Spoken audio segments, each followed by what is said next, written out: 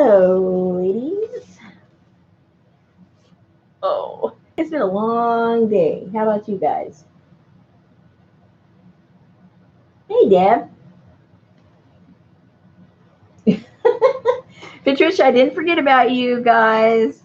I just had such a, well, not a crazy day, but a busy day. I got a lot done today. I thought, uh-oh, I wonder if the ladies remembered about the glue gun.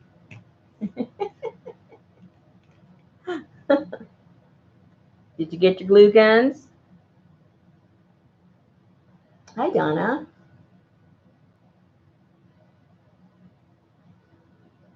No, I didn't forget. Let's see, what did I do today? I plastered a bunch of fabric. I videoed some of my new workshop that I'm putting together.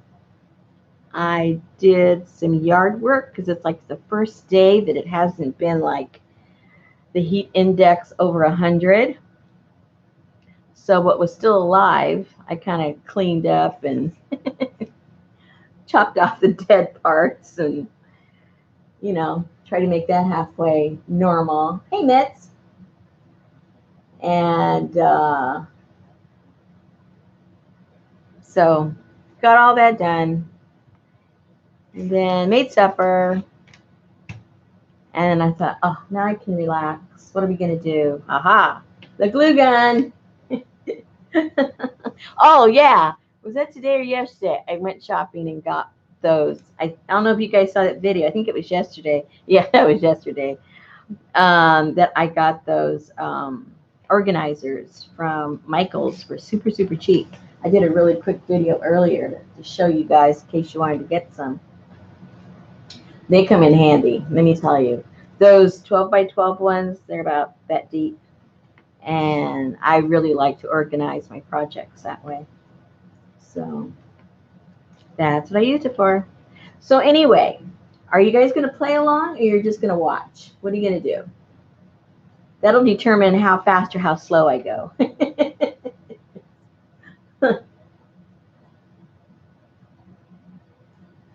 Hey, Sharon. Oh, they weren't on sale up there, Deb? Man, shame on them. Well, probably sometimes you guys get discounts that we don't get.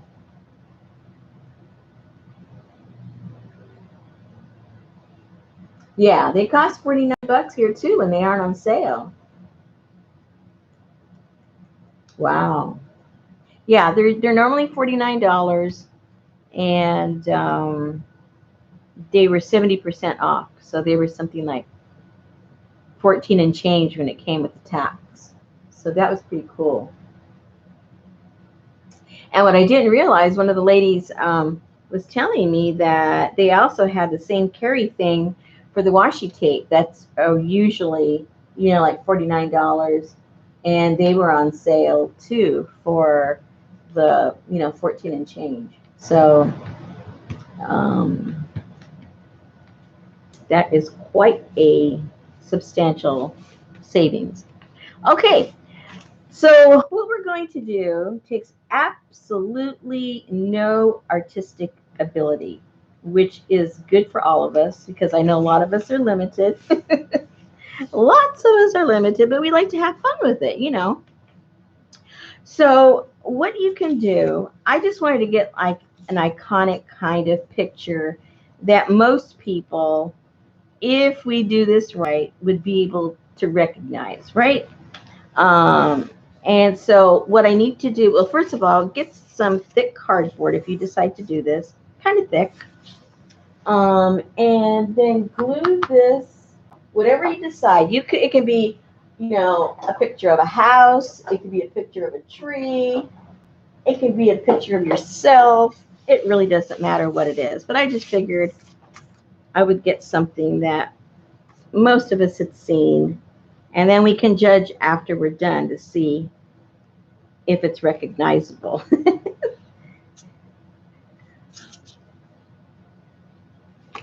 And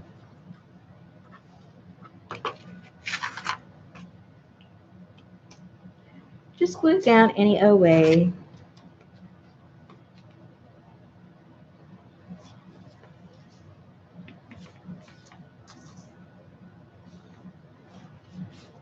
Halfway center it. I don't know why, but I'm halfway centering it here on. There's a cut right there, so I'm judging that center part there.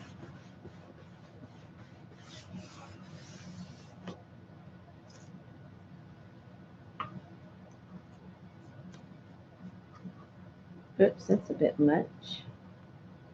I still haven't gotten my other monitor so that I can work and watch you guys. So be patient with me if you have a question.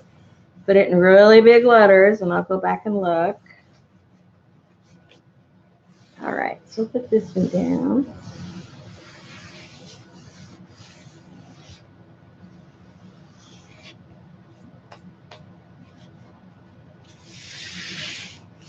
Hey, Kathy.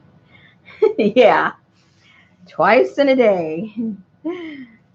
All right, so let that glue down. That's going to be one. I'm talking about them in terms of a cover because I think I might end up using, if they halfway come out decent, use them as a cover for a junk journal. So I'm going to put this more over to this side so I don't have to cut off on all the sides. And I'll put that maybe about right there. And then I'm just going to trace it out. So if you have a stencil that you like,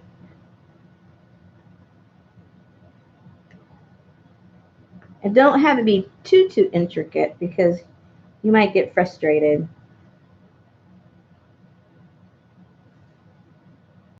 If you like this technique, then you can try it with smaller things. See how it works out for you. So I'm just going to trace this all out.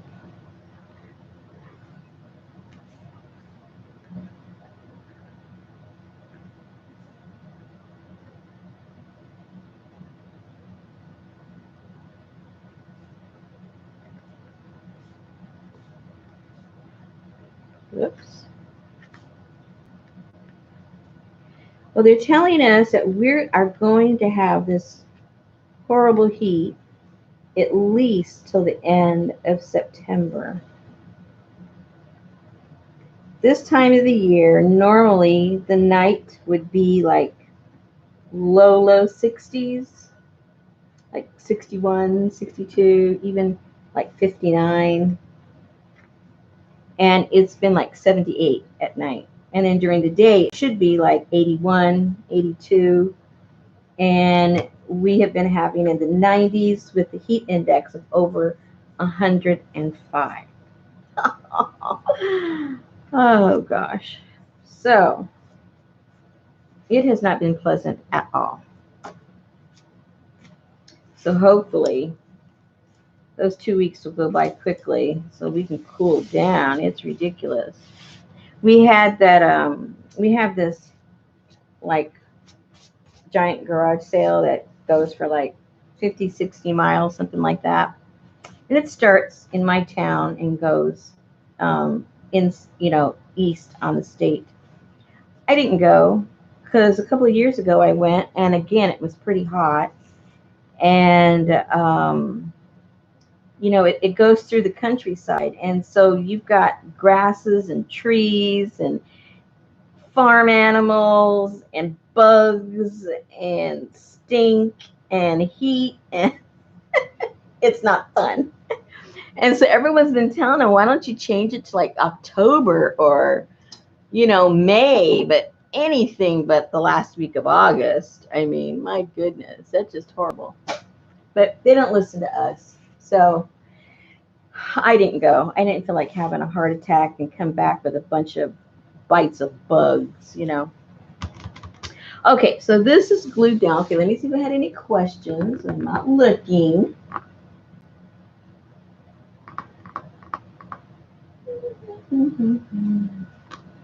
Oh, you have it cool up there, Deb? I don't even want to hear your problems.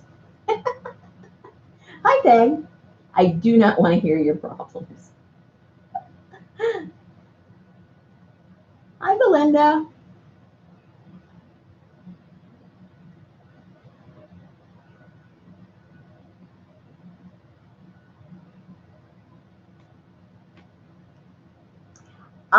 I don't like bugs when they're biting me or when they're flying in my mouth. Okay? I have my limits. I do have my limits when it comes to my affection for bugs. And they know it too. I have no problem whacking them and putting them out of their misery. Okay, so this is super simple. Like I said, what we're going to do, let's see here.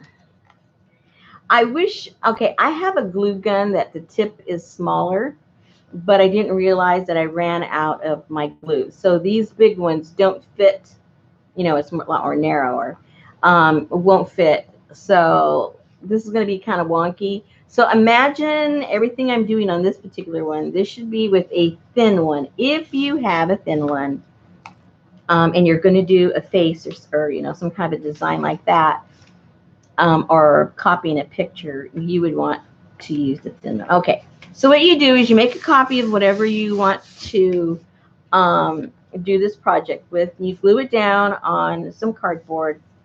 And now what we're going to do is you just pretend you're tracing. Trace with your glue gun all the major features of whatever picture it is that you're doing. And it really is just that simple. And but again, I should have one that's thinner so that I can have a little more intricate tracing. Now, I must tell you, and I do these things to let you know that you need to just try and not be afraid to do things. The last few things I've done with you guys, it's like maybe the first time I've done it or never done it or one time, to show you that don't be afraid to do things. I'm doing it in front of all you guys, and I'm sure you can do it in the privacy of your own home where nobody is going to judge you except yourself, and you don't need to be doing that. So what we're going to do now is we're going to trace out the design, like of her hair, her eyebrows, her eyes, her mouth, and so on and so forth. So chit chat among yourselves because I won't be able to look over.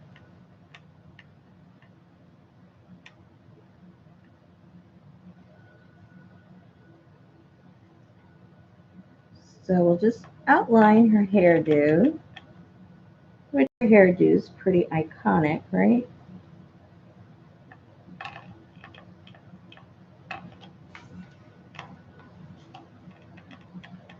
And where the curls are.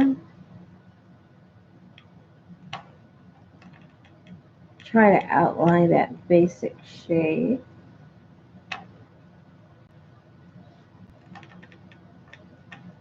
And create a few lines.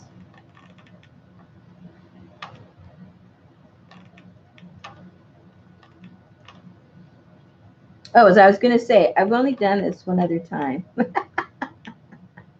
So this isn't like one of those tried and true kind of things.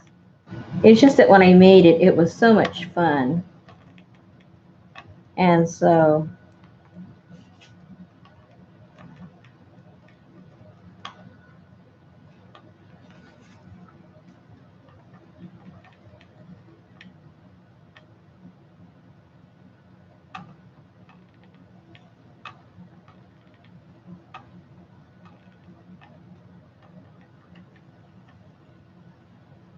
let me just bring that out past that picture because we're going to end up painting over this. So you can go past the picture.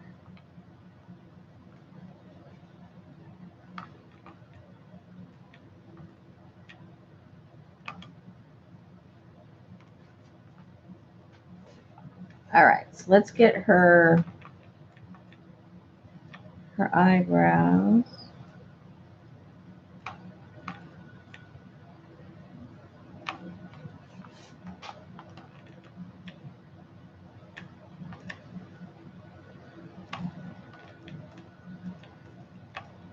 And actually, if you don't do a face, it's easier. But of course, I had to make it difficult for myself.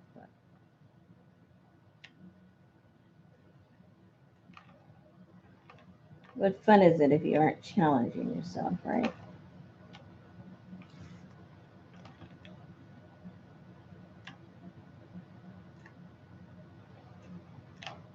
Start with a tree or a flower or something.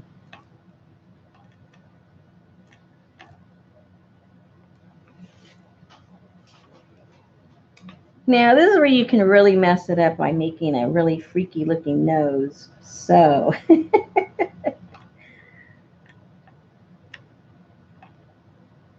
going to try and be a little delicate with her nose.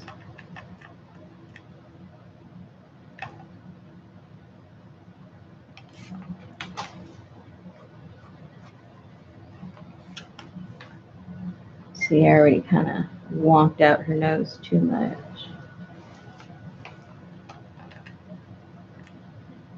But oh well. She can't be pretty all the time.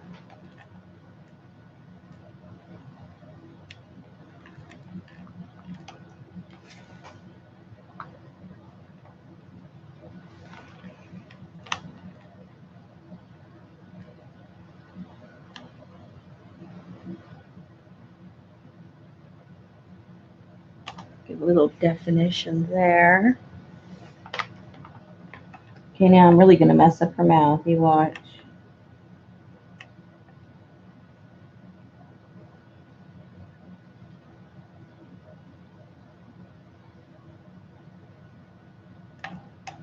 This is probably going to end up looking more like a Halloween when I'm done with her, right? Whoa! Too much lip. Too much lip.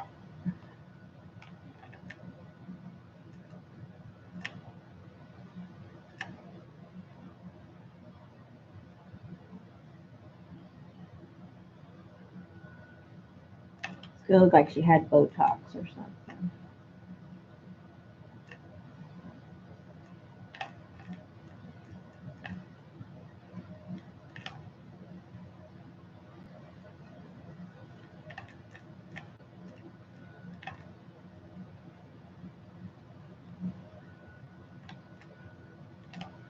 I'm going cross-eyed. Oh, gosh. Okay.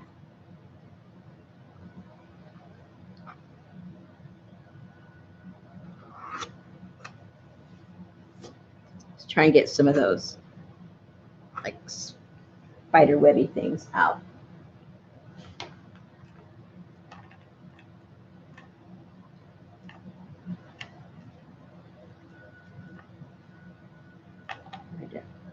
Frame out her face a little bit more there.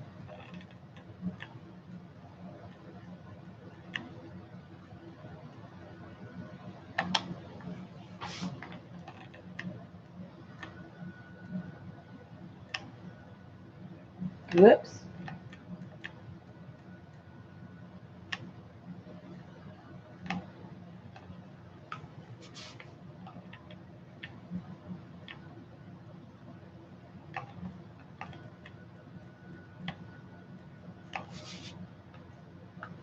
All right, she's got some little earrings.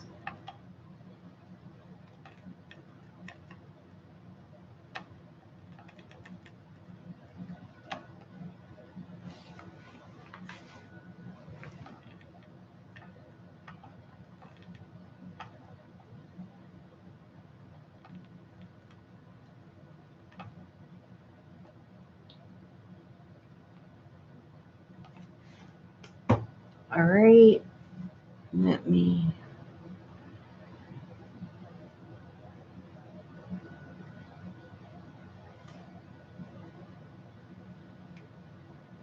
see if there's anywhere else I want to add some kind of a line. Let me get all those.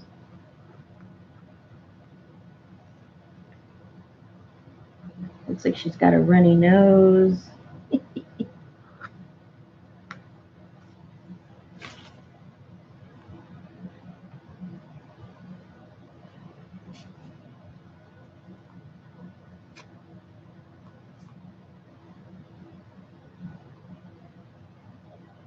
Okay, let's just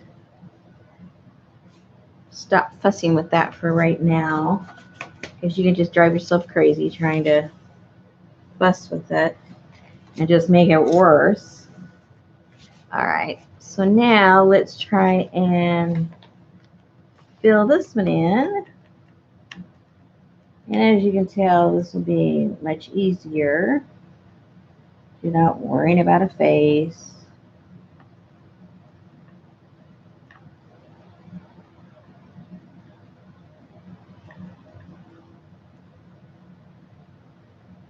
And for what I'm going to do, I don't care if it's even or not in there. I actually prefer some of the lumps that it'll make.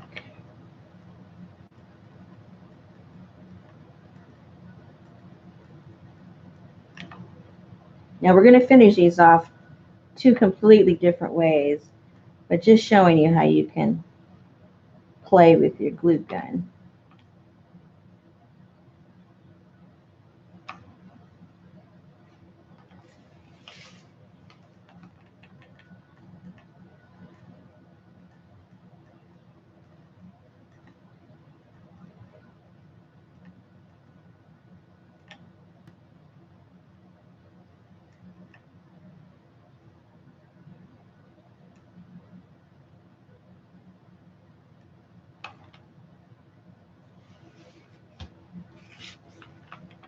And if you just got here, it is a little easier if you have a tip that's a little narrower than the one I have. But I ran out of the glue sticks for that one. I didn't realize.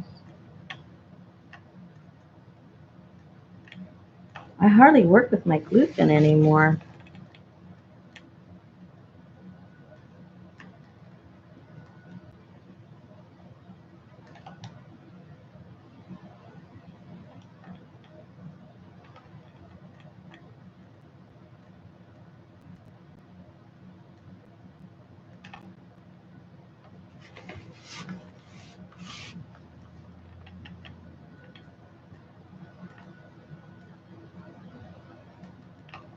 Oops. That's not a good sound. Whoops. Okay.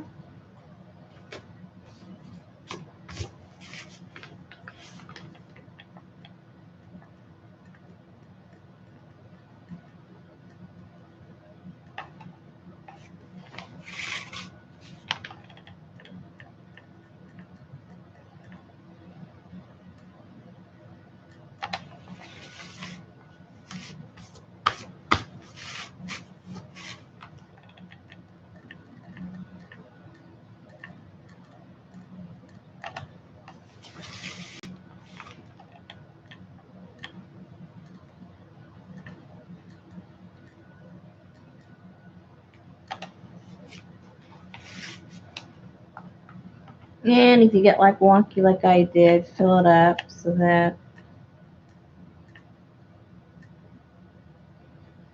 that your bead is a little thicker than that. It was a little too thin.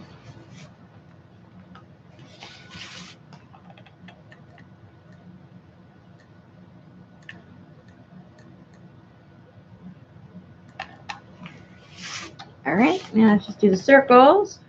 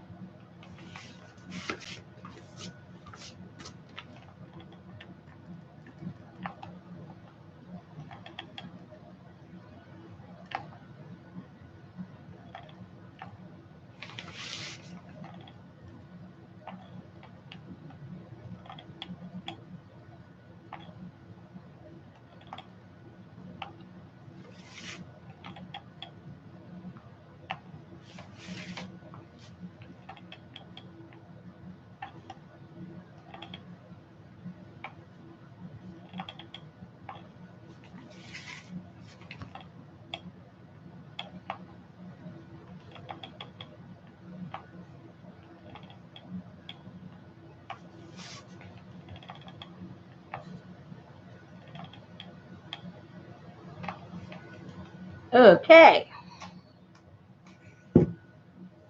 Now let's get this one back. Well, let's see what you guys are talking about. Are you talking about each other or talking about me?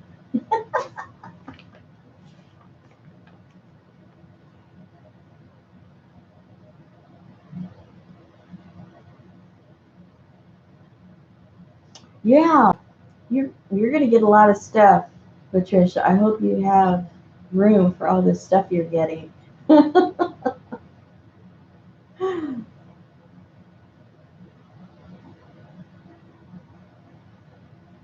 I've been putting my stuff together too. I got a little box.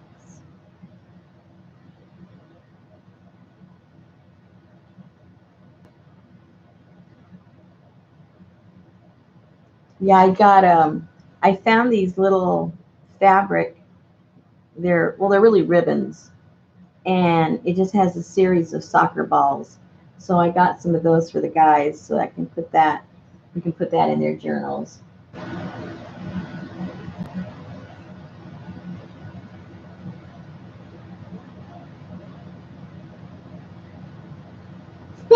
You have to get more luggage. That's funny.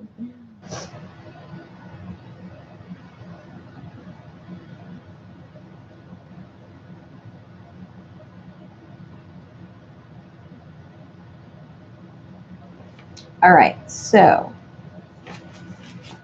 we'll put that up there so that can finish drying. And we'll get this one down. That's all dry. And then just try and look around, for all those cobwebby things. I know her mouth is really going to look funny, so don't laugh too much, you guys. I already know. It's going to be a mess.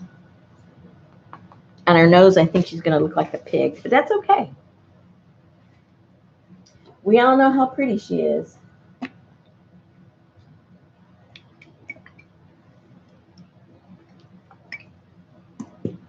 If I missed anybody, I'm sorry. My glasses. I got to sit up on top of my computer.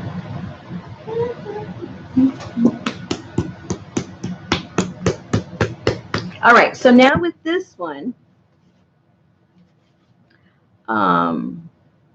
you can color this with any color, but you do it with one color. It gives it more of a dramatic effect, and then you come back with some metallics to highlight the features that you want to highlight. But just for drama effect, I'm just going to do this in black so that you can really see, the difference.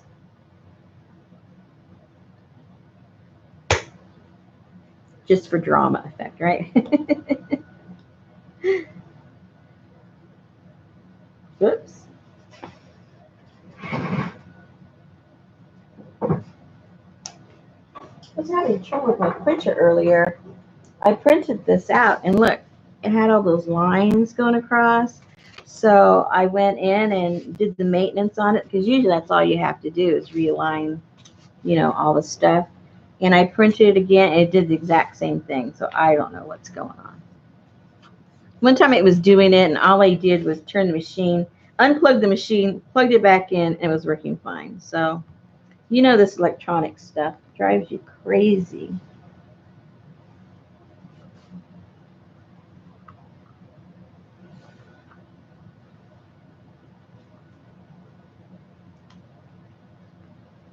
I need a tweezer or something. I'll use this. I'm going to get out those fine lines because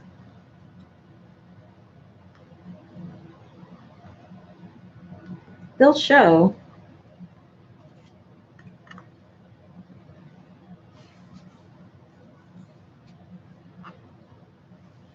All right, that's good enough.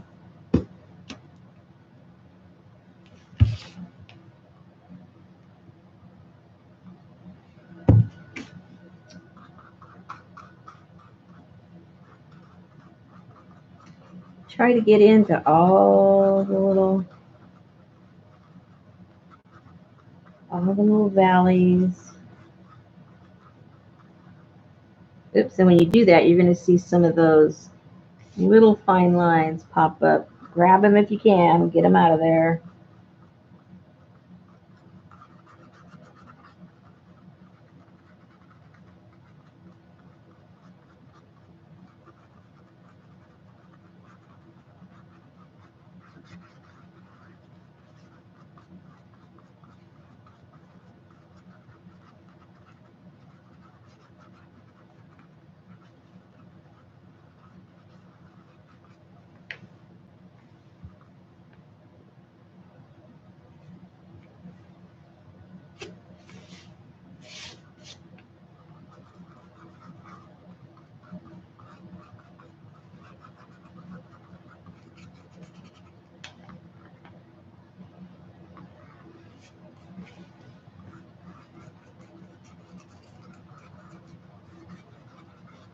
Oh, I can see her mouth. It's going to be a mess.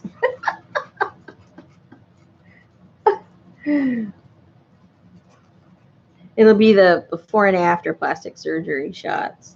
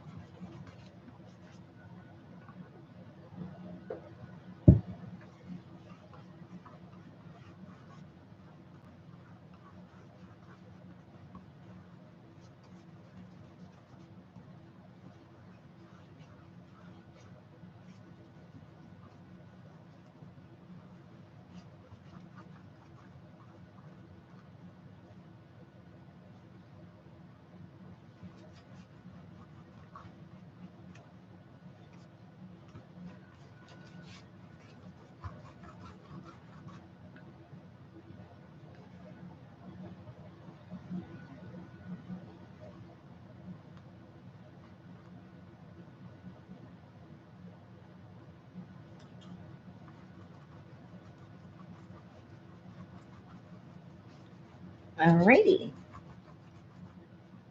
I got most of the goobers out, not all of them, but.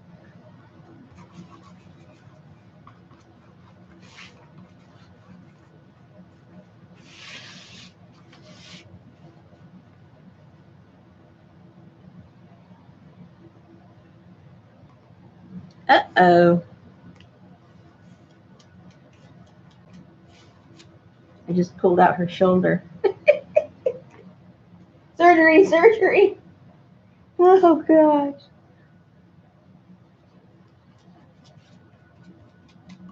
What was that? Yeah, that was her. Oh, well. Okay. And so then, just need a little bit. I don't want to get too much.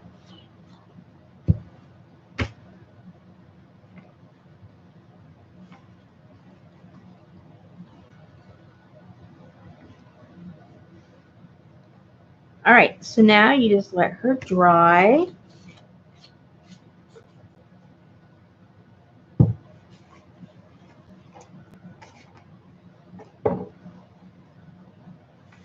And we look for the little goobers to pick up off of this one, which I have quite a few.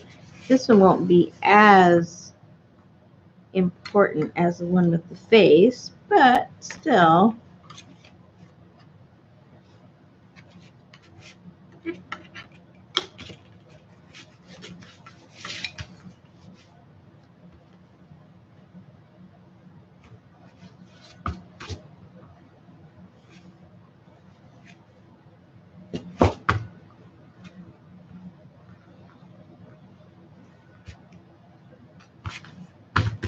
Okay. Now what we're going to do with this one, where'd I go? Oh, there it is. Man, it looks like these things multiply right in front of your face.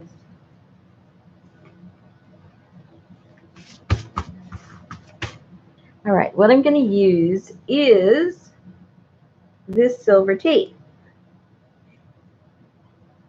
And if you don't have any silver tape like this, aluminum foil, just put down some glue and put down some aluminum foil, and it looks almost identical.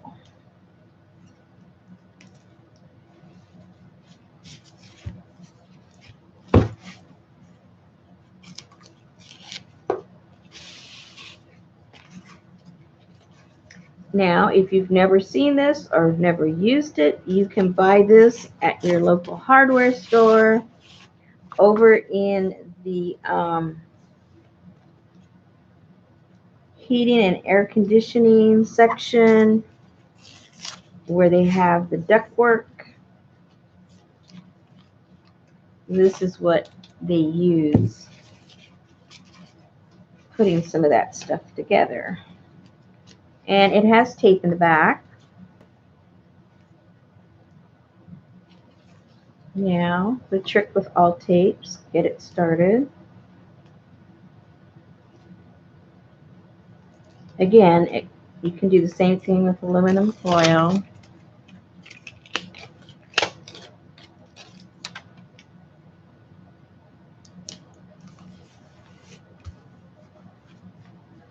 And at the end, we're going to have some pretty cool embossing here. Let me just put the tapes first.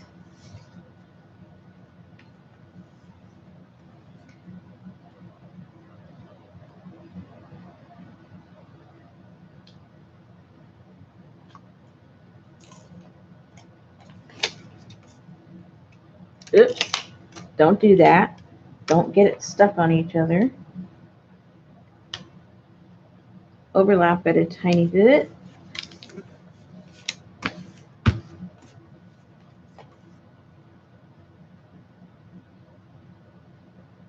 Hi, Faye. Yes, exactly. That looks beautiful when they do that with the branches. I forgot about that. That's what I should have done. Duh. Yeah, that looks really cool.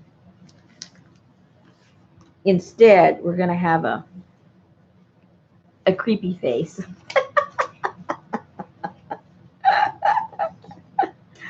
A real creepy face.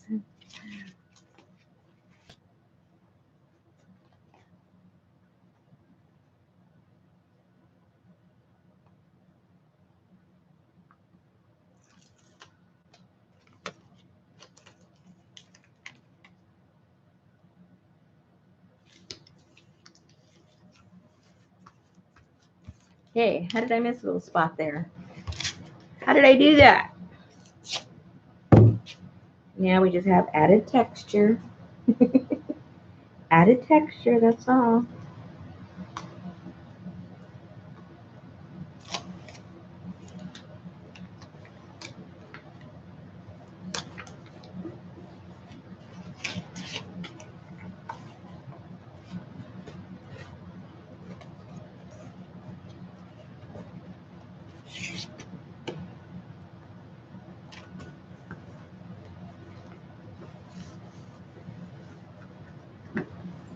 All right, now you can use your finger, you can use a Q-tip.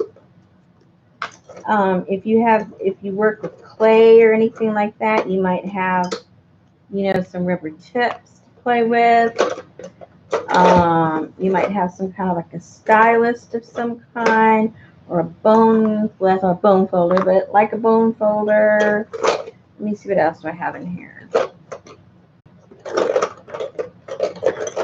Anyway, something with a curve, it's round, so you try not to get a hole, in it.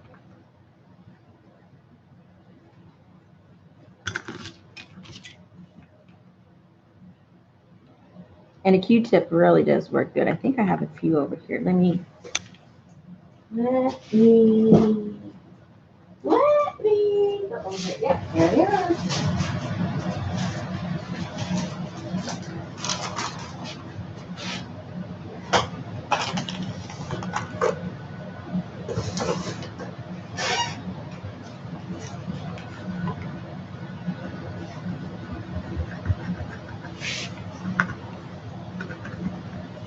Got a Q-tip that has the round end, and the other kind doesn't matter.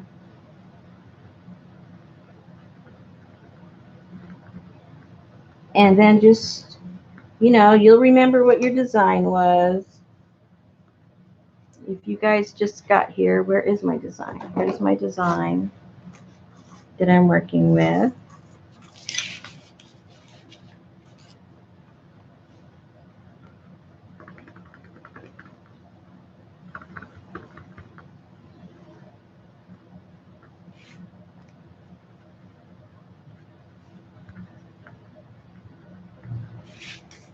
I'm using the Q-tip. You know, for those of you that don't have any tools, you know that you can do this with your Q-tip.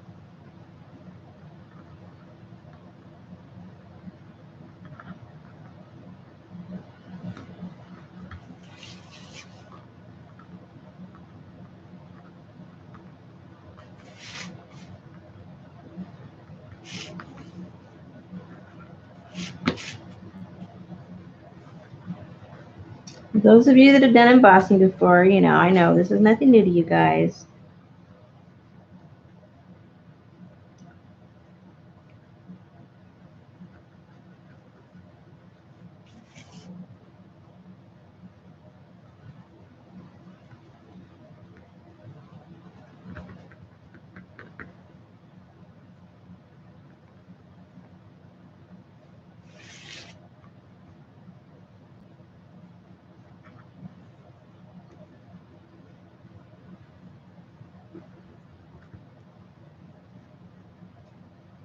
That's why when I was filling in here, I said it doesn't matter if it's all lumpy because we want texture anyway, so it didn't have to be perfectly flat.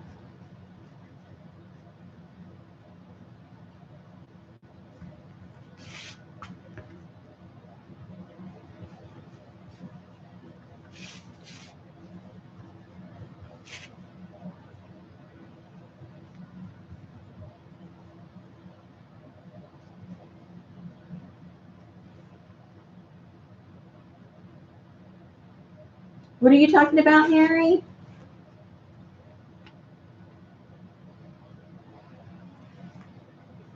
Why what? Try to answer questions when I don't look up enough. It's like, what?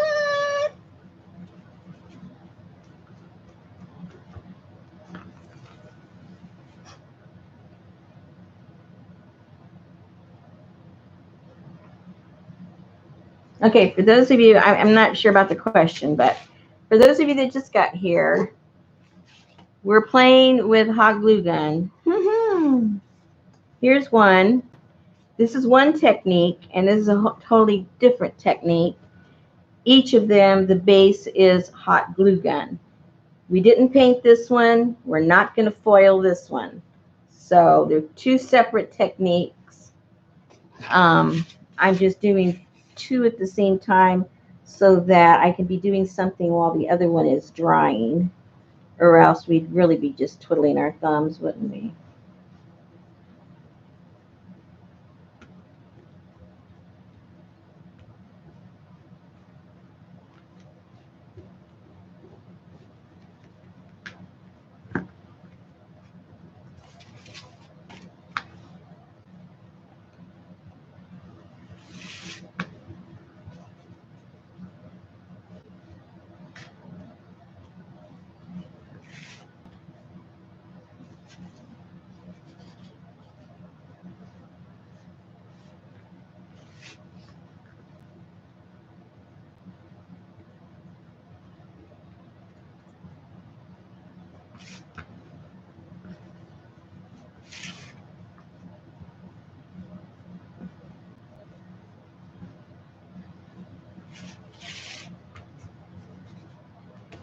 Still playing just with the Q-tip.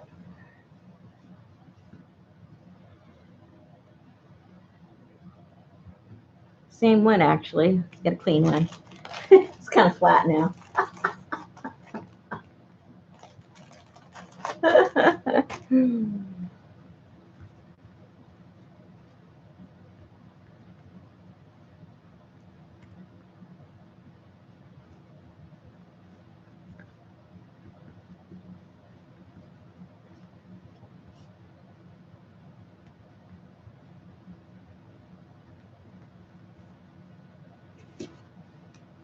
There's a bar right there. Gotta expose that little piece.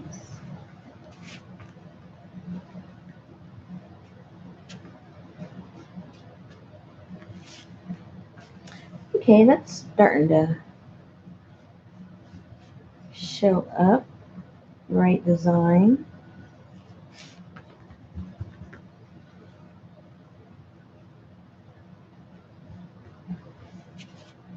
Okay, let's get a little more definition on these dots.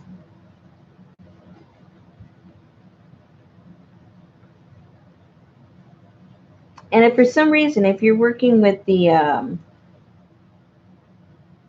foil and it rips or something, don't worry about it. Just put a little bit of glue and put another piece of foil right over that section, because that is a little thinner than this stuff is, but it still works.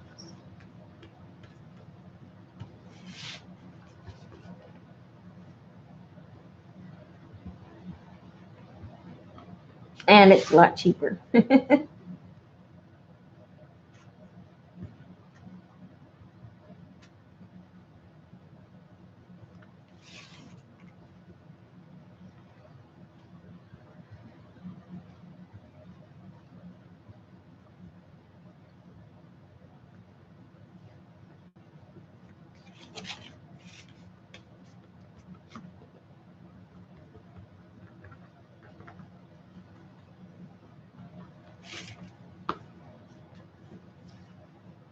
Now I missed a little spot right there. There's a little gap.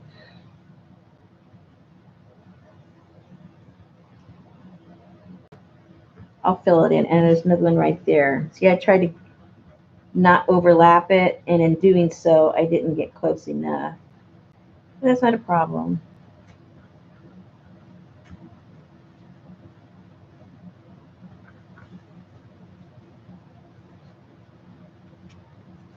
Let me get a little piece.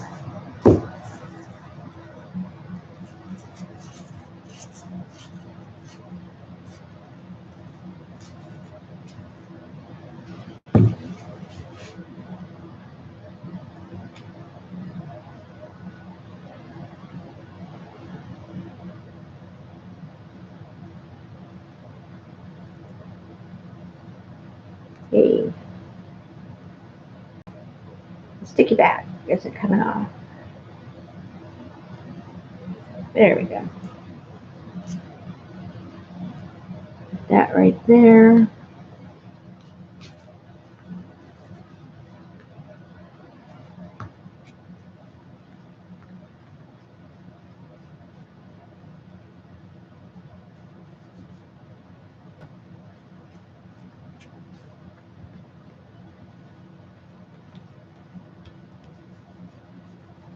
And I did the same thing over there.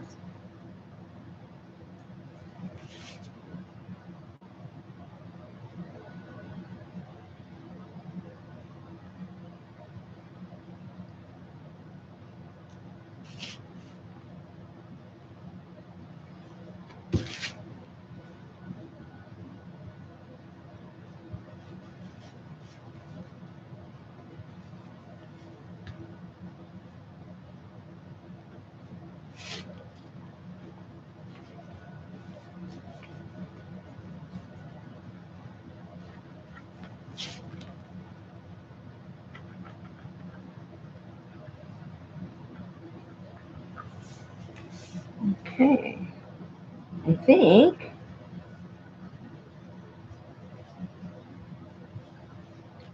we've almost got it.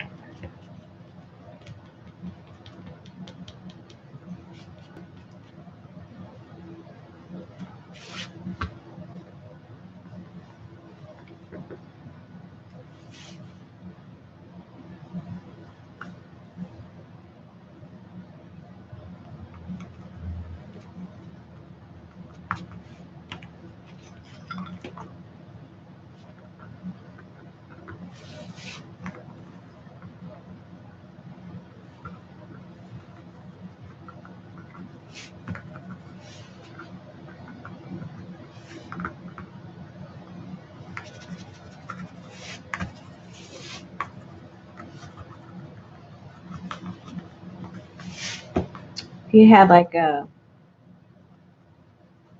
popsicle stick, that would work too, because they're round on the ends.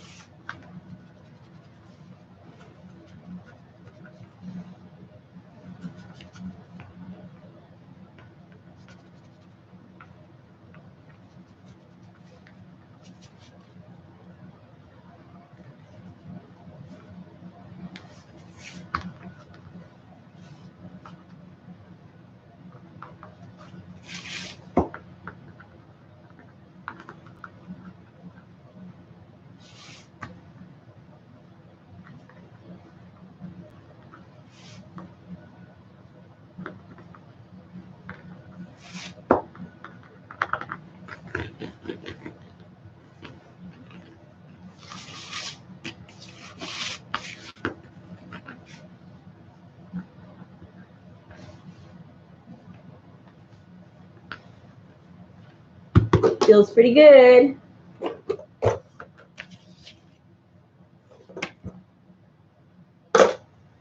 And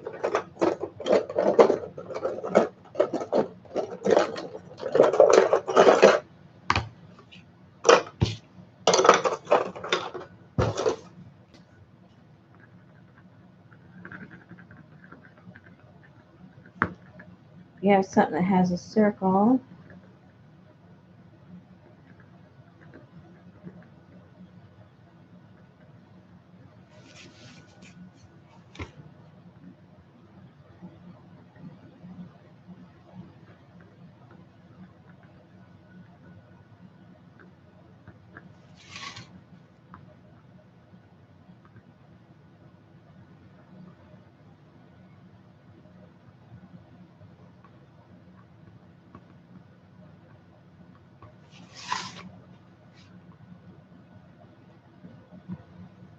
Hope this isn't glaring too much. I just have to think. Okay, I hope it's not blinding you guys.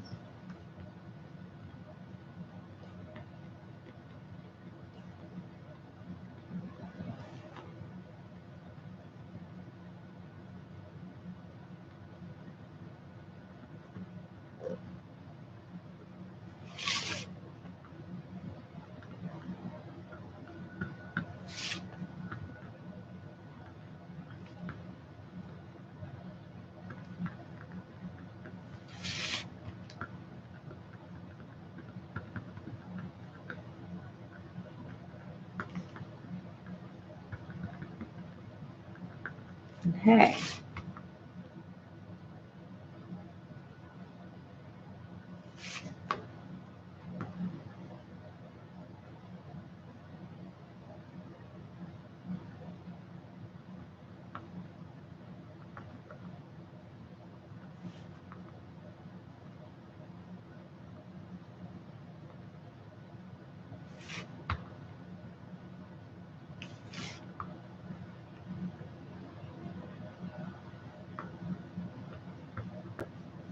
All right. You could keep fussing on this forever, but we're done. As she keeps doing it. We're done.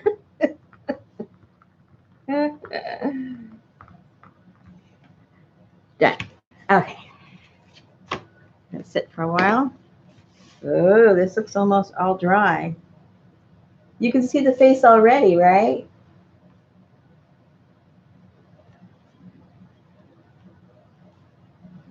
This tape right here, this is what's used. You can get this at the hardware store. And it is metal tape that's used in air conditioning, heating and air conditioning ductwork. So I've had this for a while. I don't know what it costs now. Everything that has to do with building has really gone up a lot. It's about half of this is gone, so it comes about that big. And I think it's something, when I bought it, it was something like $15 or so. But it goes a long way, you know, depending on the kind of projects you use it for. But it goes a long, long way. Okay. Okay, can you see? Can you see her? I bet you can. Yes, you can. All right. So now what looks kind of cool with this, just to bring out the face more, is if you get some kind of a metallic or something, and then it just kind of pops and looks fun. This is really fun to do with like kids because they just start doing ooh ah. Let's see what I have here.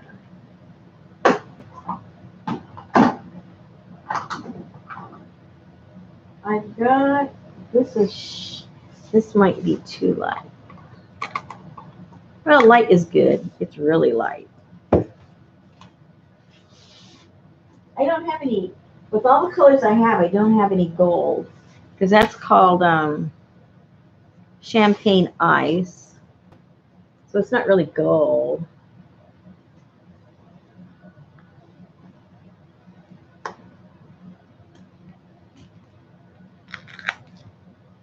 And then I got silver. Maybe we'll do silver.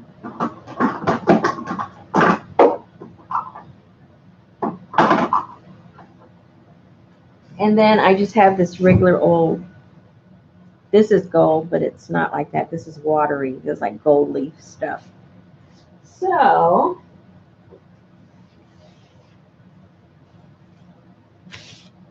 let me think. I have to have a drink of my juice.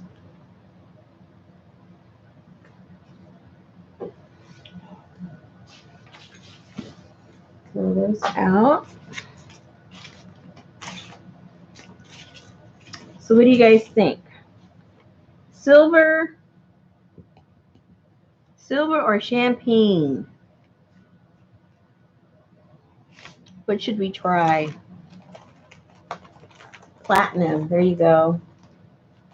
Yeah, she is platinum. Okay, so let's go with the platinum, see what happens. Now, okay. Platinum. Platinum. I guess the closest one is the champagne, right? Oh, now you're saying the silver. Oh my goodness.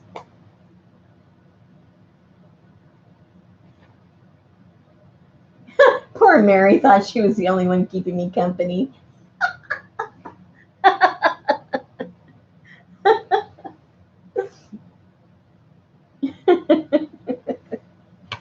So are we going with silver? Is that what you guys are saying?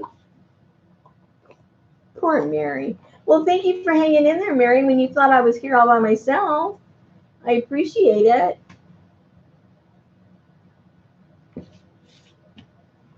What a trooper. Okay, I think my hands are dirty, but that's okay.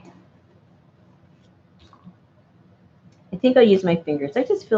I feel easier doing my fingers then. I bet, Mary.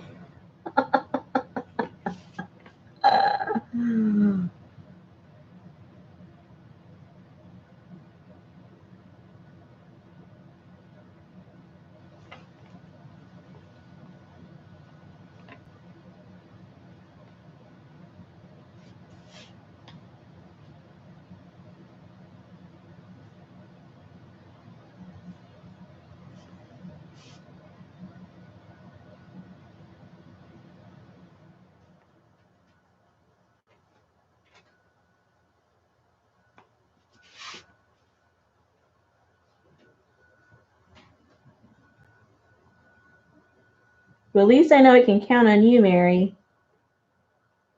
When everybody abandons me, Mary will be faithful. She'll be there.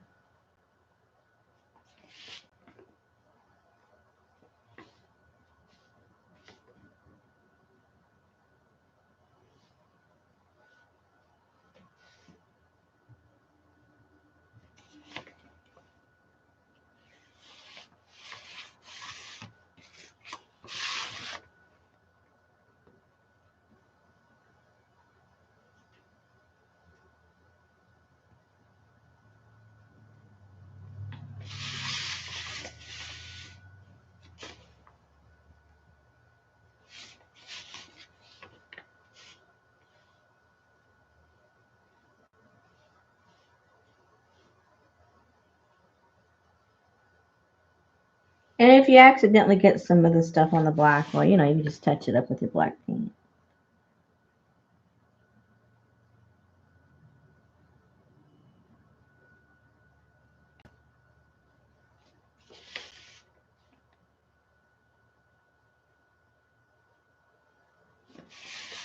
Now, these little wispies here, I made them really, really tiny.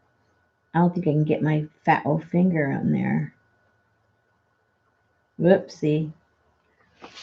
That's what I was afraid of. So,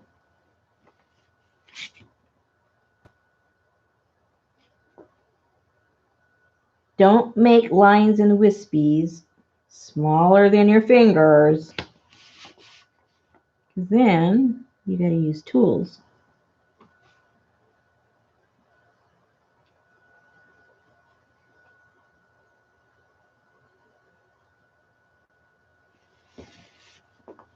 And then you got to clean up your mess. I have to do that with pink.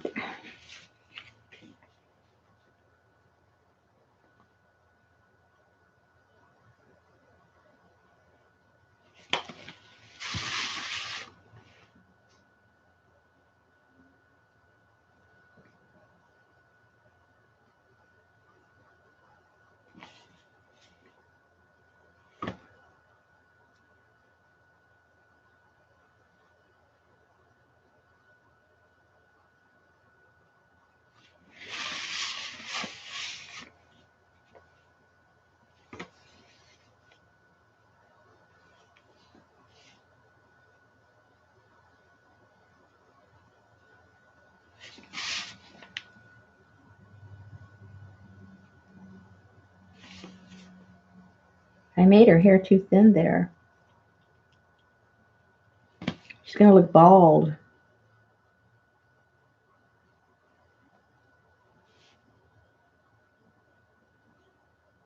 Her forehead's going to look too tall.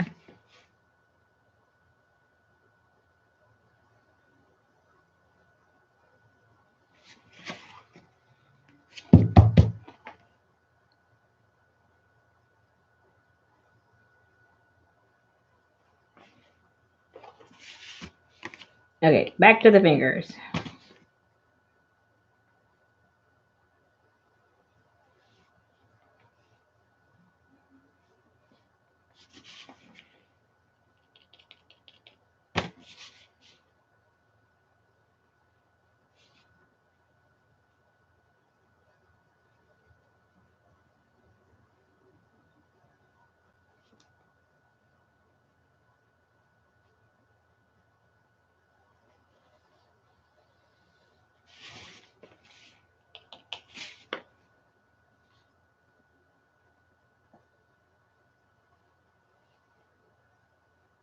Notice I'm avoiding her face because I know it's gonna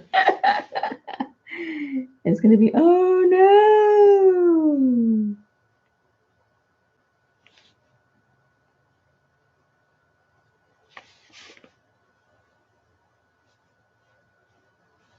There's the goober. Goober doober.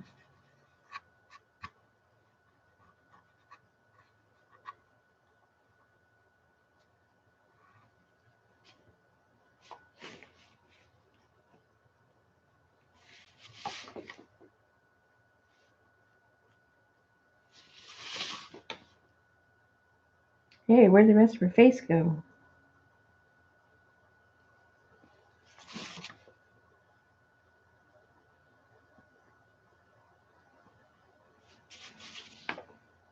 And this is where that part came up when I was painting.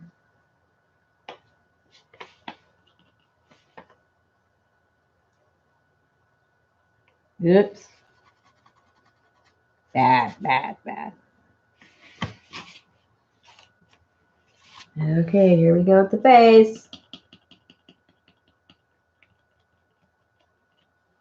Uh-oh, you guys are buffering? Is everybody buffering? Well, I looked on YouTube. I'm not, am I buffering there? No? Try and refresh.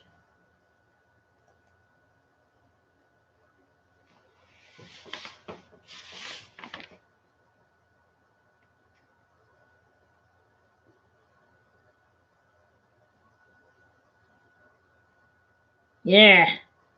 I'm getting all the black. I didn't want to have to touch things up, but I guess I'll have to.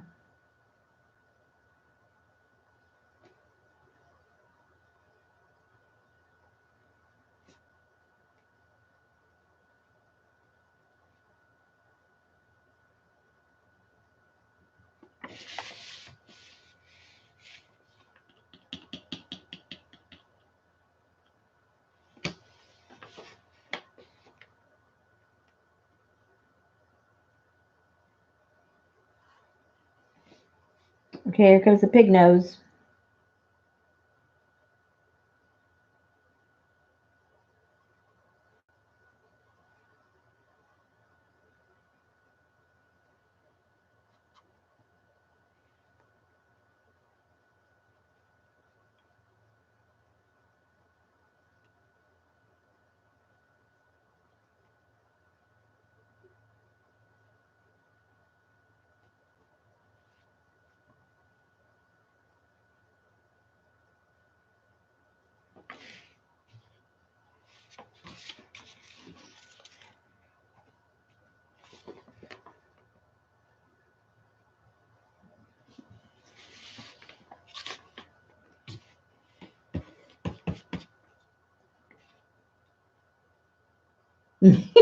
All good in Canada now. Fantastic.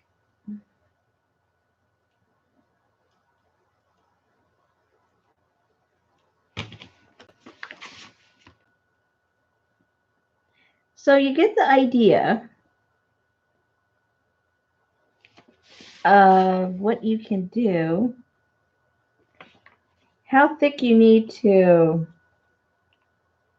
how thick and not how thin to do some, if you're going to be doing it with your fingers, you know. You may not be the finger type.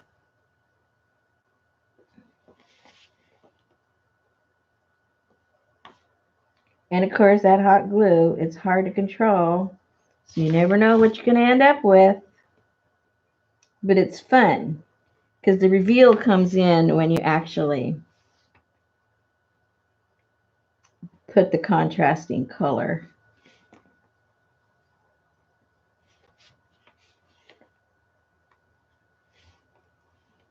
Her earrings. In case you forgot what that was, those are her earrings.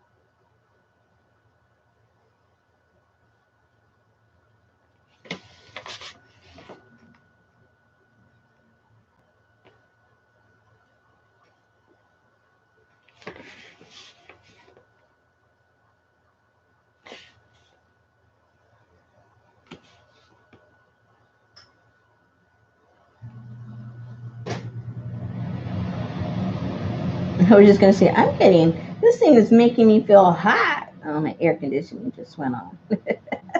This is making me nervous. I'm getting hot.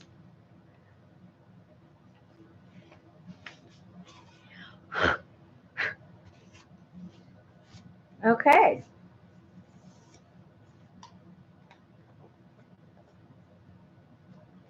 So again, you know, I did a face, which is, you know, kind of hard to do in the sense, you know, controlling the glue gun, but you can do anything.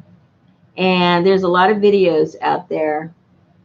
And like Kay said, she did it with these trees. I know exactly what she's talking about. I've seen that video, and they're beautiful. They use colors as opposed to black. They use all different kinds of colors, and she comes in with different colors of greens and blues and golds and all kinds of really beautiful colors. And I wish I remembered about that. I would have done that instead because it's a lot more dramatic than this is. Oh gosh. Anyway, so look them up. You know, I don't know what you look it up under. Maybe Faye knows what to look up, but what was it probably called? I don't know. Glue gun, tree, or I don't know. But it looks really super cool. It really does. Okay, so that's that one. You got the principle down now, and you can apply it in a lot of different ways. And I think I'm going to turn this actually into like a pop art cover to a junk journal or something. I'll figure some other kind of goofy stuff to put on there because you know how I like my black and white journals. So maybe I'll turn that into just some black and white scrapbook paper inside for a glue book or something. But I think that's kind of fun. Okay, that's that one. Next.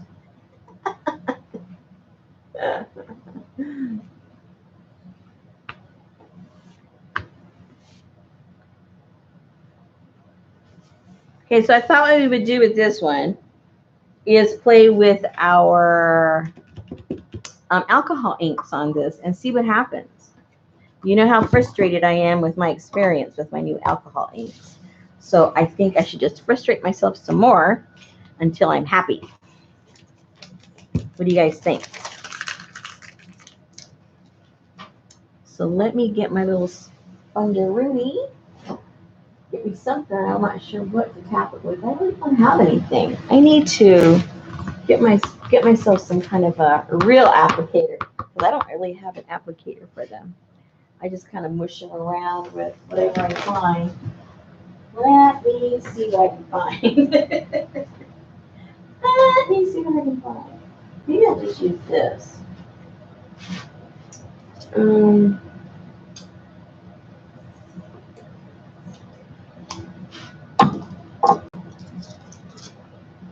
I'll just use this. I know it soaks it all up, but it's the only thing I've got right now. I'll use this and this to dab stuff around, just to play with. Let me put this away.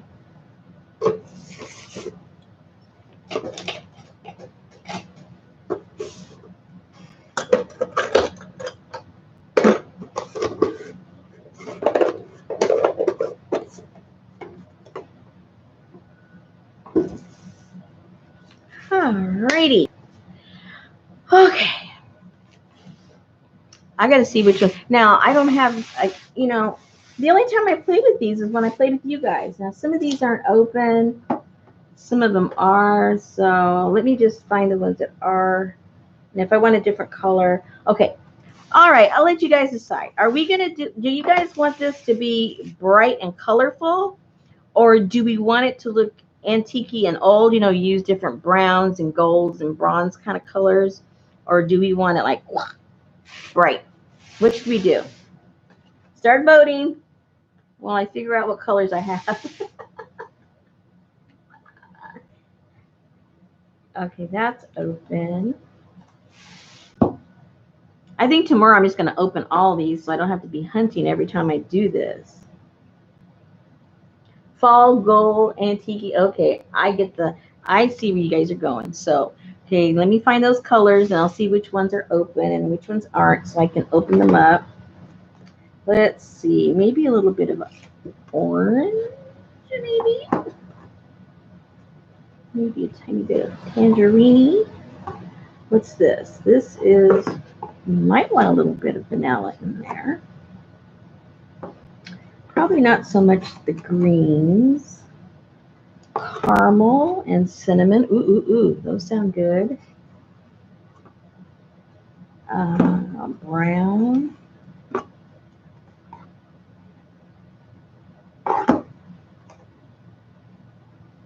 Oh, Samantha, you would have to be different. We might have to do a second one.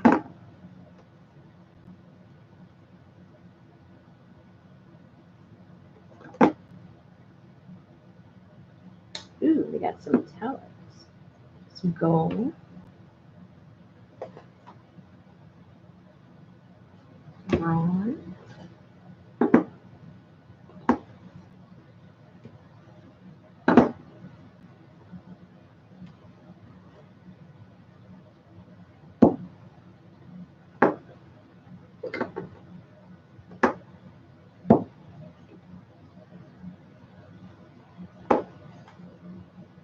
I got to get a better system. I got to put the little dots on the top like a lot of people do, so I don't have to be checking them out. I just kind of look at it and pick them up. That's a lot easier. Okay, so those colors work. And then these aren't opened yet, so I need to open these up. Let's see which ones are and which ones aren't. Oh, wait a minute. Bright winds? What do you mean? Did we change? Oh, dear. We ended up with bright. What happened to the antique old stuff? When I looked away, you guys changed? Oh, my goodness. When I last looked, it was everybody said antique. What happened?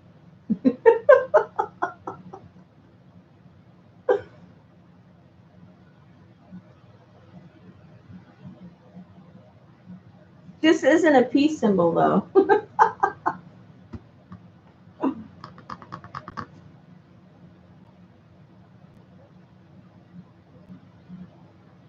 Oh, man, now you guys.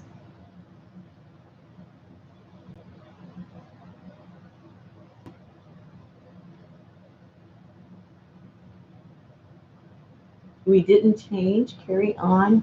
Okay, you guys are becoming incorrigible. Okay, so I'm going to do this all antique stuff, and then nobody says, yeah, we can do another one. Who says this has to be the only one? You've already got me on the roll here with the antique stuff, so don't confuse me. I can do that all by myself. Okay, so that's not open yet. All those are open. We could use those. That's not. I think none of these are. Oh, that one is. Okay.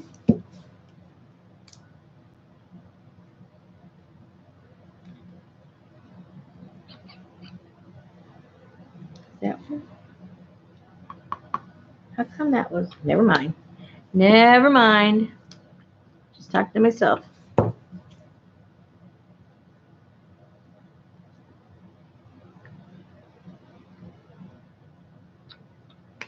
Okay, so let me open some of these and hope that it doesn't pop all over me, because last time it kind of sort of did. Let me get my trash can.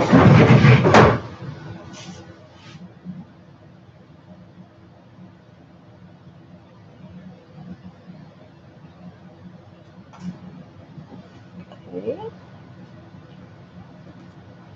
And that's the black one.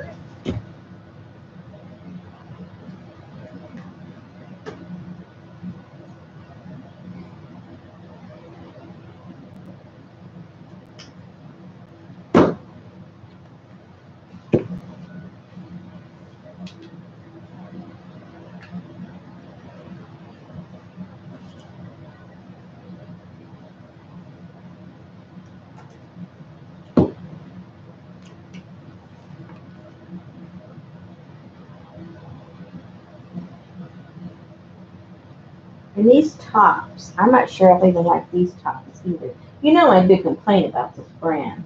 I could go on and on and on and complain about this brand. See, if you've been here before, you've already heard me, so.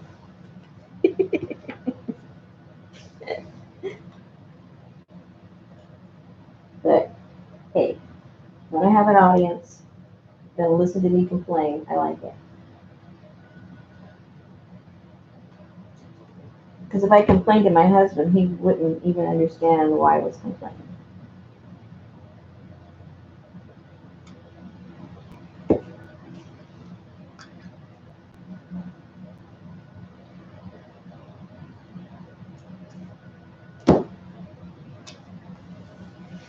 Okay, and this one, I don't want to work with that one or that one, so let's put that back. Okay. Not that we're going to use all these colors, but here they are. And even though, let's see, I'm going to get those greens out there just in case. I know, I'm mumbling to myself.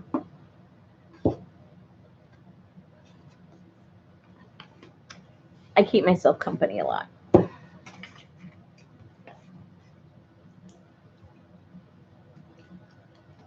Okay, the inks I have I have Ranger ink, alcohol inks, and then another brand, which I am not recommending. I'm only using because I have them.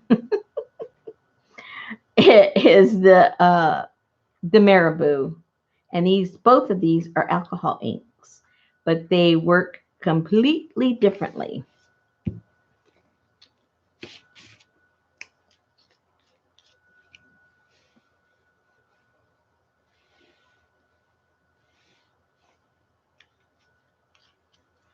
Let's just throw a bunch on there and see what happens.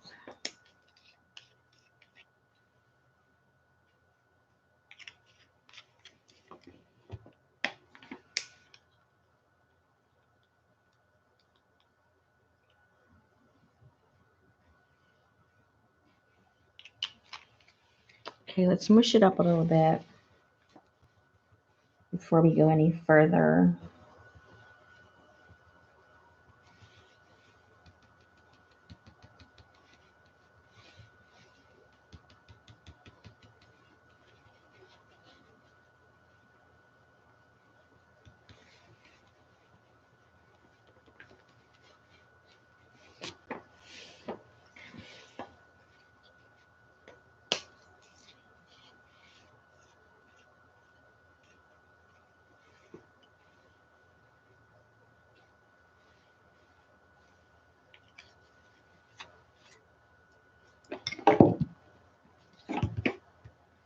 And let's see what this.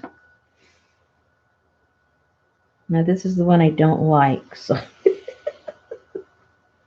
I just want to put it out there because I can.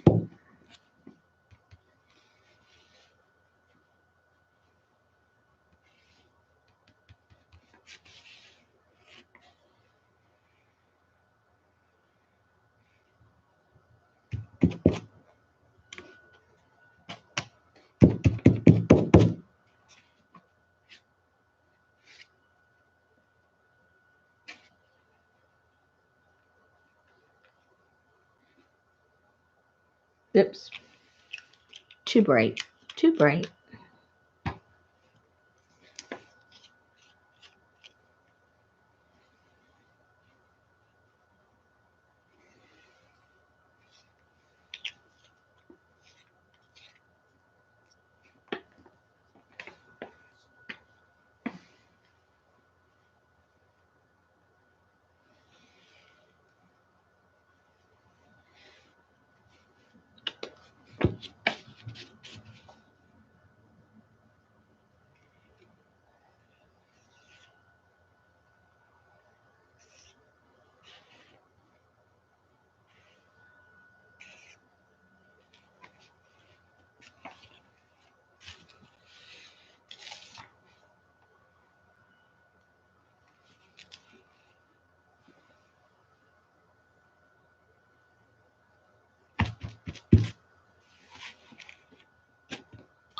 Ow! Okay, let's see what happens. We put some dark brown in there. Let's see what happens.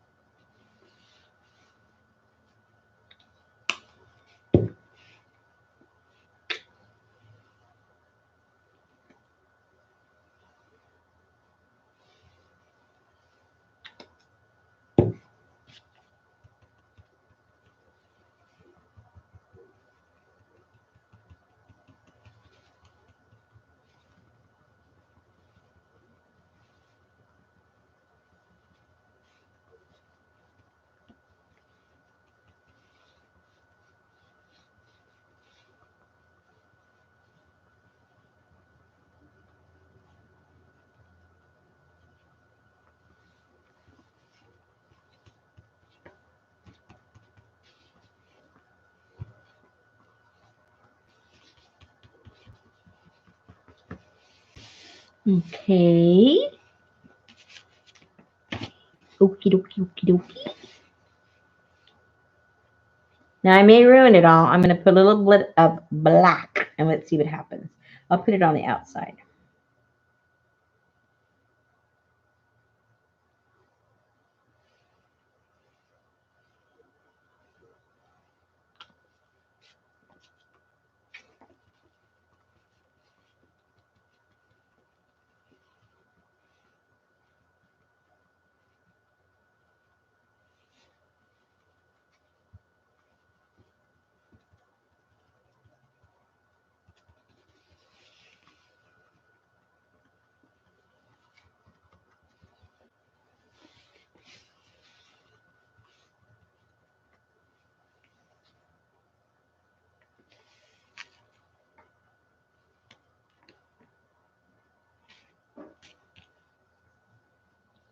That is weird right there. It's not, nothing's attaching right there. I wonder what's there. Maybe some glue or something? Yeah, whoa. Yeah, there's something there definitely. It's not, that's kind of strange.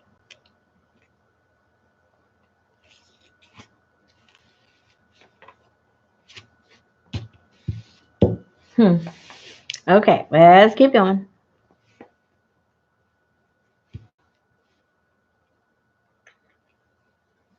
Put a drop in here, see what happens.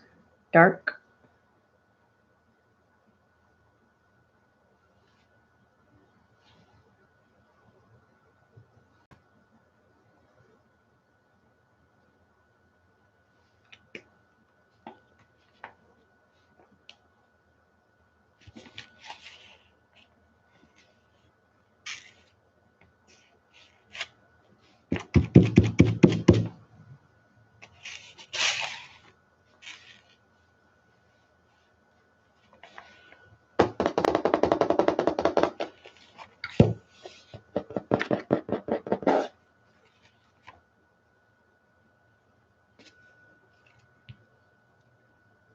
Let's see, some ginger. No, I don't want ginger.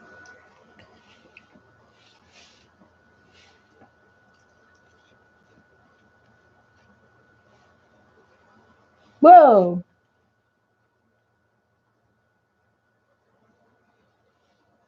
And just so you people know, I have no idea what I'm doing. And I know those of you that know how to do what I'm trying to do, you know I don't know what I'm doing.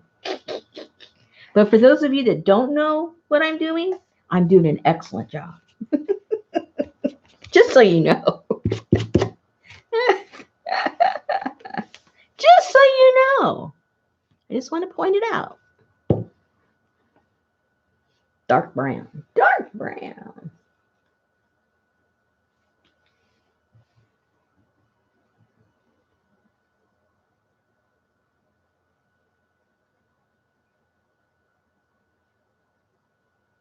See, I love doing things that you don't know what you're doing because then you're not inhibited by saying, oh, that won't work. You can't do that. I don't know that, so I do it anyway, right?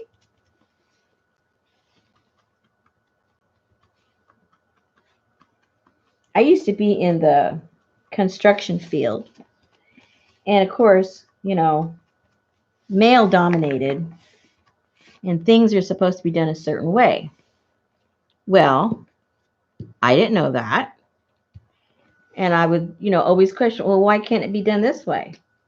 Well, because this is the way we do it. And I said, I know it's the way you do it, but why can't it also be done this way? Well, no particular reason. It's just the way they were do it that way. Well, let's try it.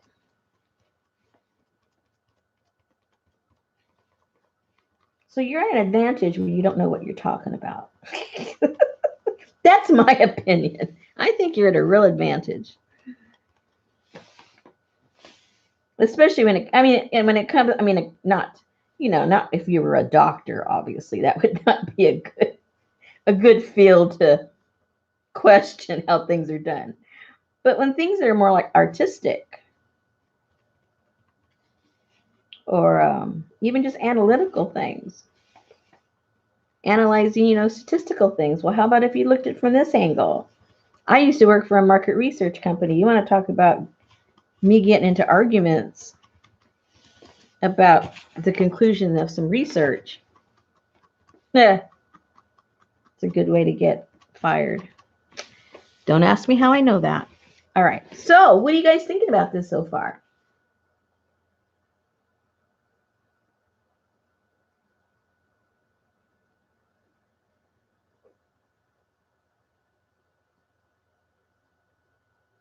I'm thinking it's looking pretty good. I'm kind of liking it. Now, how many of you guys work in alcohol inks? Because you need to kind of help me now.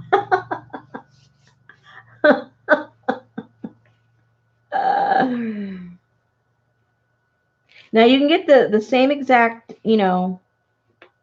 thing working with the aluminum foil if that's all you have. So don't run out and go buy this because I know we all do that. We find something that looks kind of cool, and what do? We run out and go buy it, and then we never use it again. So let's see, where's my black? I lost my black. Oh, there's the black. I'm gonna put a bit more black.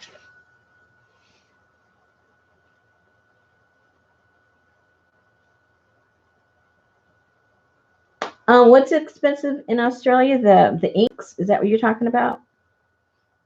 Or the foil? This lid.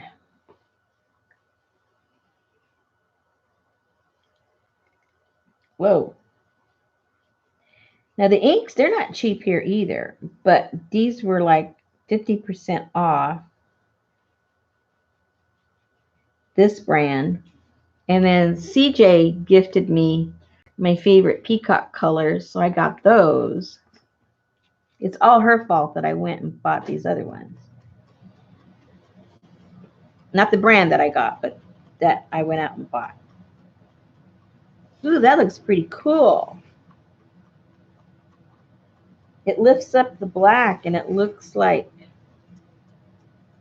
like silver down there. I mean, it bleeds and lifts up that silver, but it lines it with that black. That is cool. That thing's lifting up.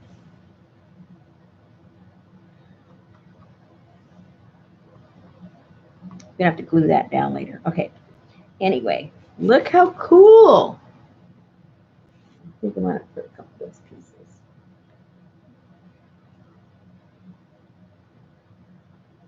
The blues? Oh, okay. Let's put some blues in there. Hello. I love patina.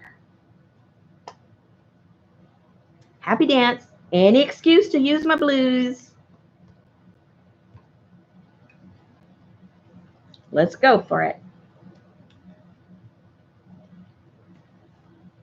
So I think it would patina on the high parts, right? Or the low parts. I don't care. Let's just try. Let's get some green in there. I know green. You don't need a lot because it's just going to do it in certain little areas. Oh, it disappeared. I tapped it too soon. I need to let it sit there for a little bit. Let me get the other color. That had too much green in it. I want more blue, I think. Yeah. Uh-oh.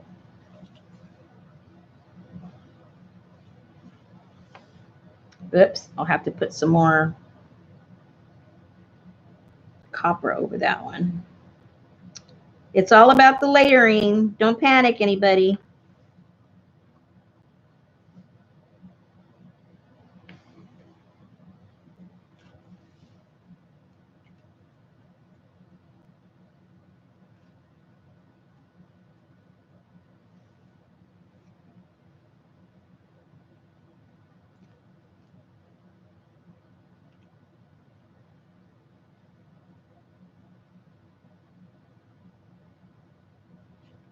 Ooh.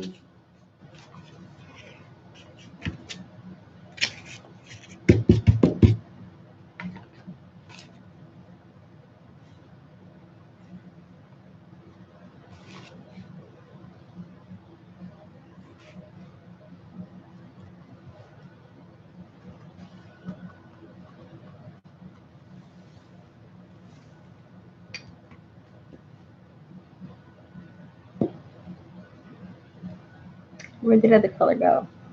Oh, butterscotch. Uh-oh. Q-tip. Q-tip. Q-tip.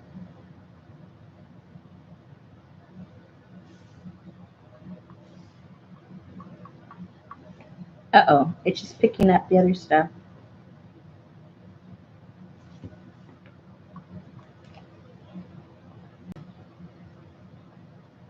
It's just absorbing the other alcohol. It's not laying anything down. Q-tip. Not working. Well, at least I don't know how to make it work. Let's put it that way. Doesn't mean it wouldn't work. It just means I don't know how to make it work.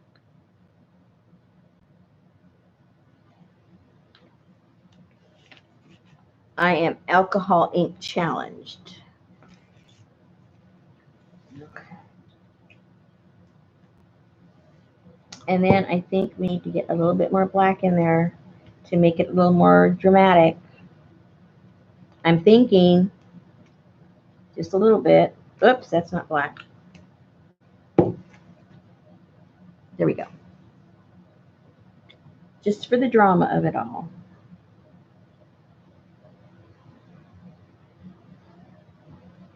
Uh-oh. The drama is going to be a big blob. Uh-oh. Oh, dear. Now, why does it do that? See, that's the main complaint about this thing. Now, see, look what it did. It made all the other colors go away instead of blending together and creating a color. This is what I don't like.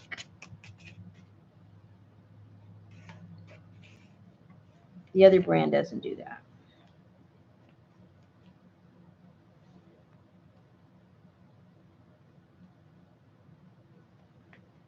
Yeah.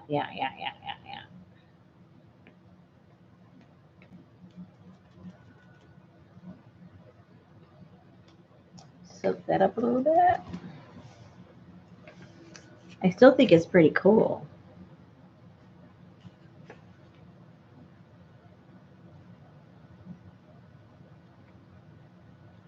Yeah, these are made.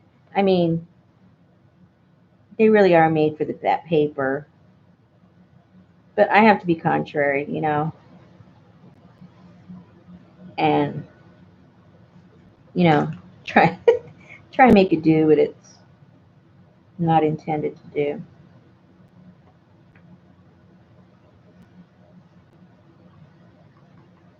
That's very, very true.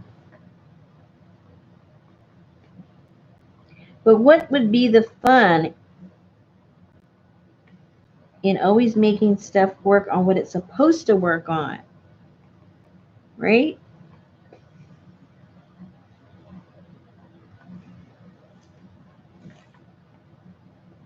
Like cinnamon is supposed to be on cinnamon rolls, right?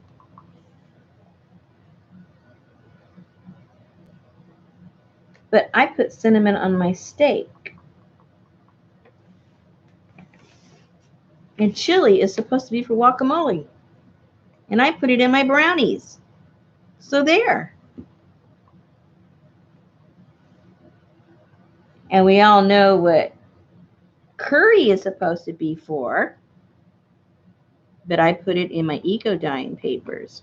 So why should this be any different? Right? Right. That's Nancy's hungry.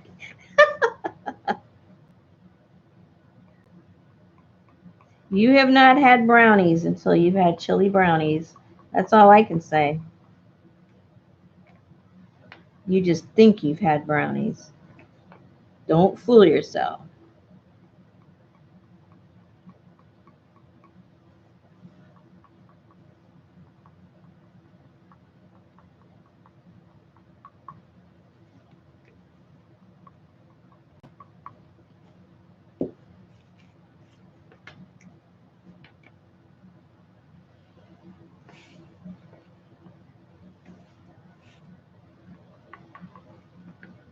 I think it's looking kind of cool.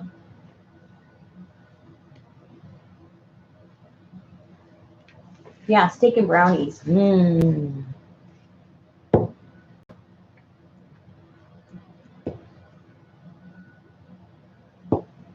Let's see.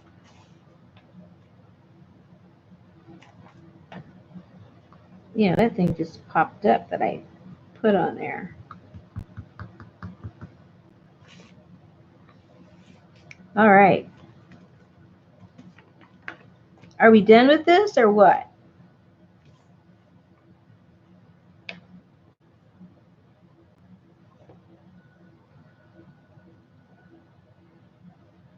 I think that would look kind of a cool cover on a glue book, right? I think it would look cool. All right, I think I better look over here and see what's going on.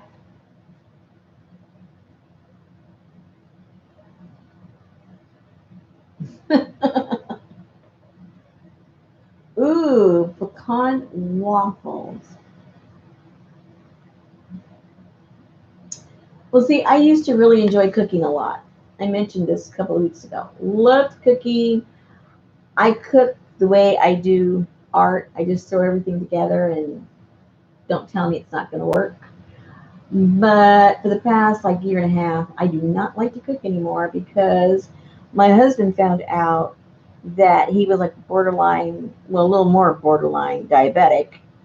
And if he didn't want to take pills, he needed to cut out basically everything that has flavor. So everything I would add or make or concoctions that I would put together, each one of those, major component of it was eliminated from his diet. So now it's like I told him the other day, Richard, I hate cooking. I hate it. He just looks at me like, gulp. It's not my fault. But no, really, I hate it because the fun is gone. I used to really have fun cooking, but not anymore. And no, I don't want to be creative and come up with all these yummy things for people that are diabetic. Bah humbug. I don't want to do that.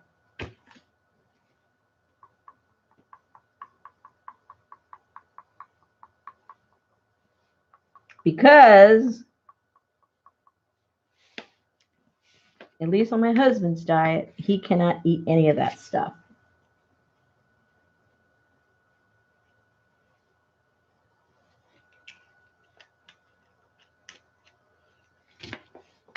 If he looks at a spoon of rice, his sugar goes up.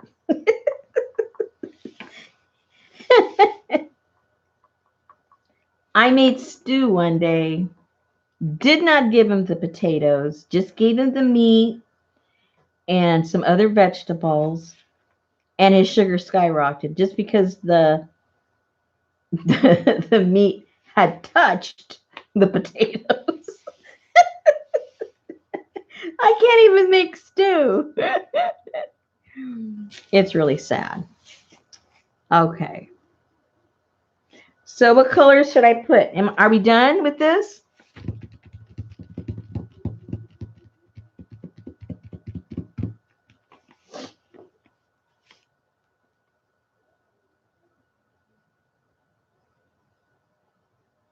How, Deb, how are his numbers good if he's eating what he wants to eat? Is he on medication?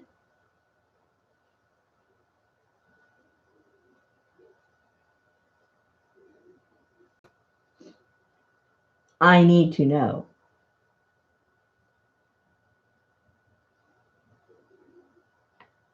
Oh, he's on the needle and the pills. Oh my heavens. No, my husband's not on any medication.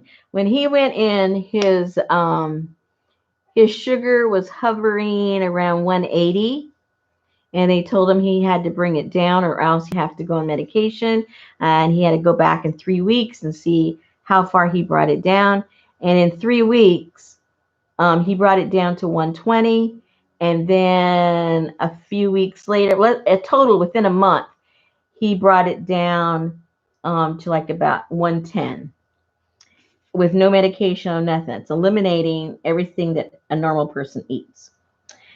Now, 110, and if he goes, like one day he went out with a friend and they went to an Asian restaurant and he had 2 pieces of sushi. 2. And you know how small the little piece of rice is under the fish, right?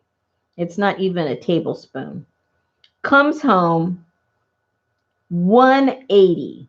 He had 2 spoons of rice. The boy cannot handle rice. He can't handle potatoes.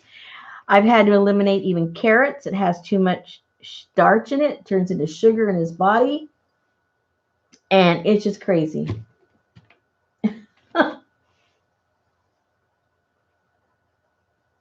His numbers are between 5 and 8. I guess it's way different. They want it depends what you're counting. You might be talking about his HDL. Is that what you're talking about? They want your HDL to be like about 6 here. So I don't know. Maybe you're talking about the HDL. I mean HDL. What am I talking about? What's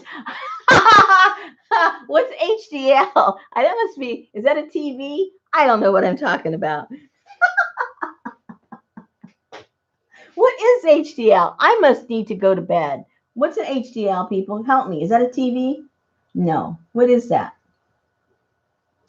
I know it's something.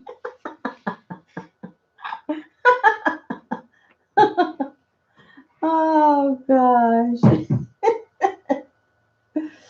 Yeah, my husband uses a machine. He uses it 3 times a day to check because he's trying to determine if he can add things, to his diet now that he's taken it all out. Oh yeah, cholesterol. Too many numbers to check. Oh, so that's the number that's supposed to be 6, right? under 6.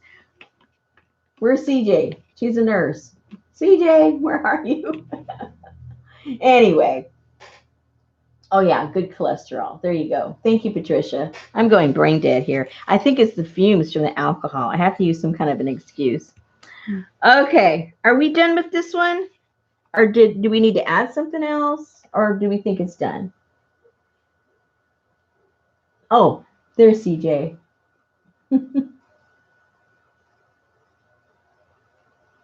We looked on the Greek diet, and there's things he cannot eat. It is weird. You know what? It's about the only thing. I'm dead serious. This is about the only thing my husband can eat. He can eat almonds and he can eat walnuts. It does not it doesn't rise at all.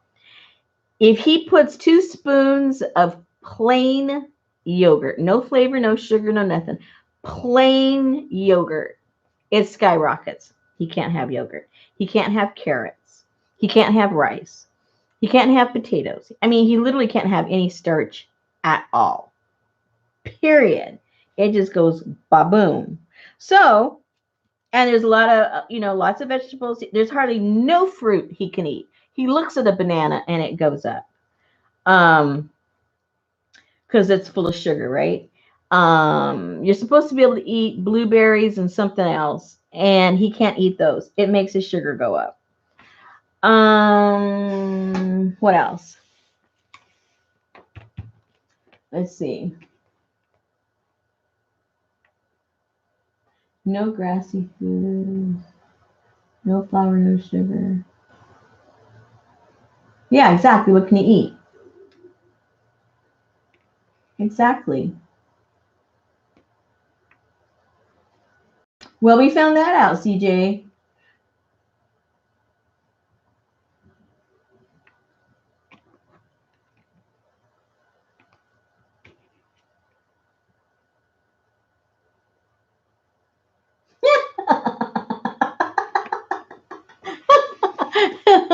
Yeah.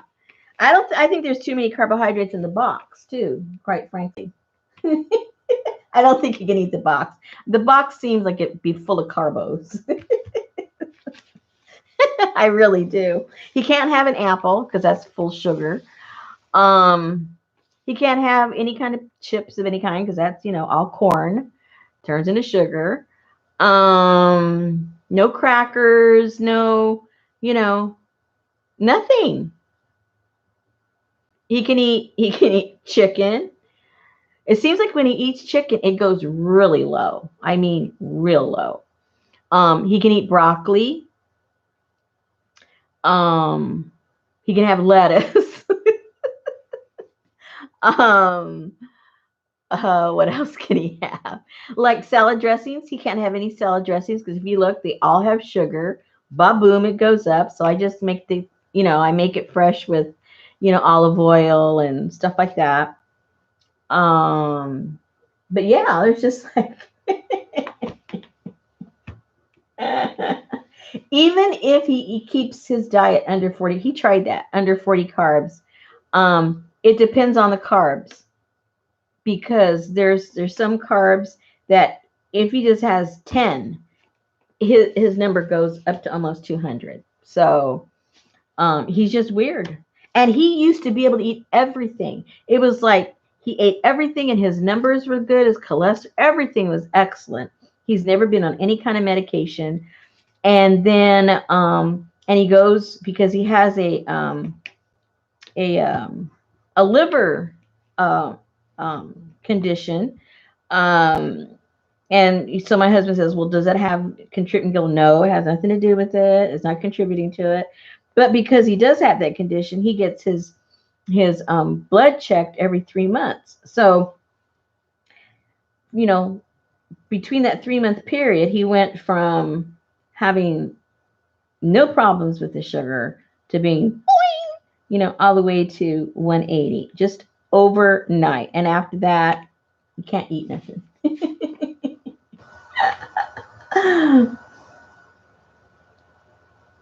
I'm going to tell him, he looked up the keto diet. He looked that up, but there was like half the stuff he can't eat it. He's on the Richard diet. He looked at it, and we had already eliminated so many things that he can't eat. So, you know.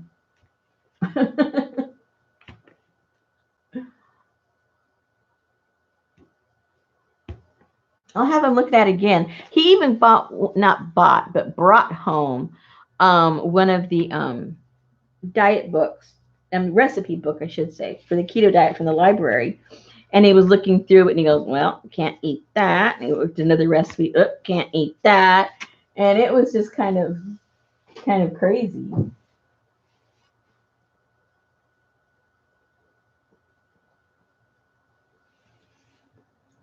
Okay, Dad, thanks for coming by. Oh, he's back working. Well, see, he probably ate a lot of junk when he used to be on the road, right? Yeah, that's what happens.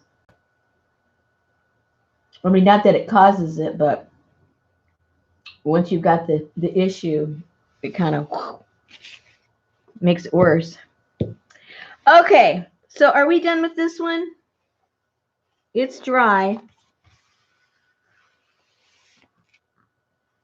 I wonder what it would look like. Uh-oh.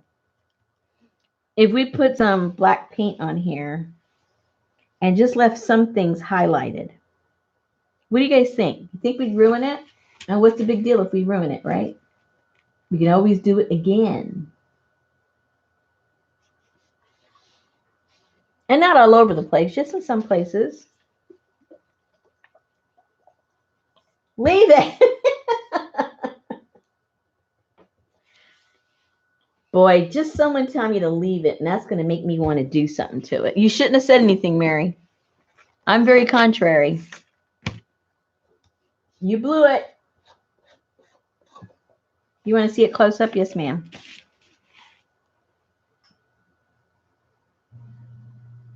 Is it focusing or not?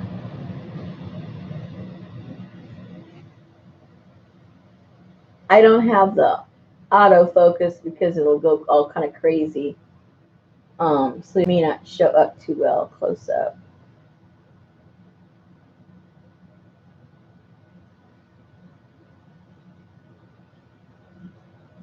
Yeah, it's all Mary's fault. I'm going to ruin it now.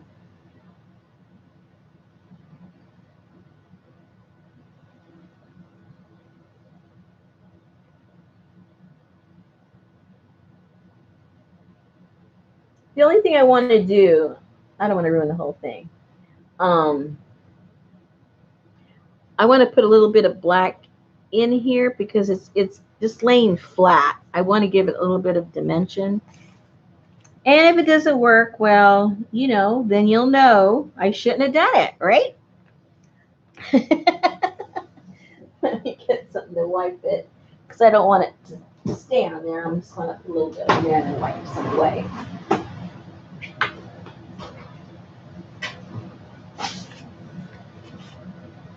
I tried it with the ink and it's just not it's not cooperating.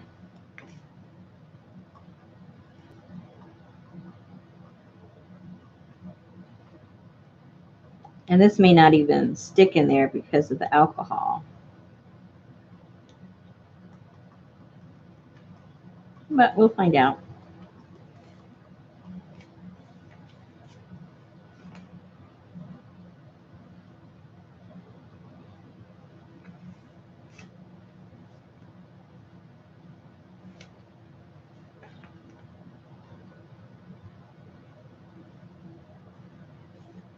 Now close your eyes, Mary. We're going in.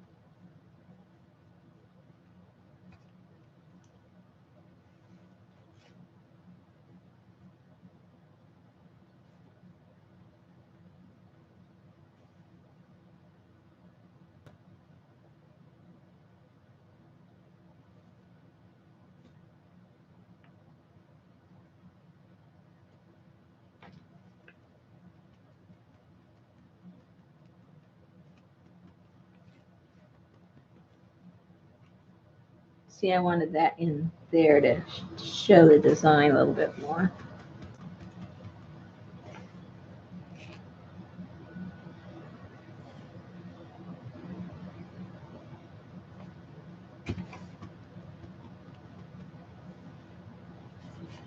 Yeah, we'll try a little bit of that here. See if it works.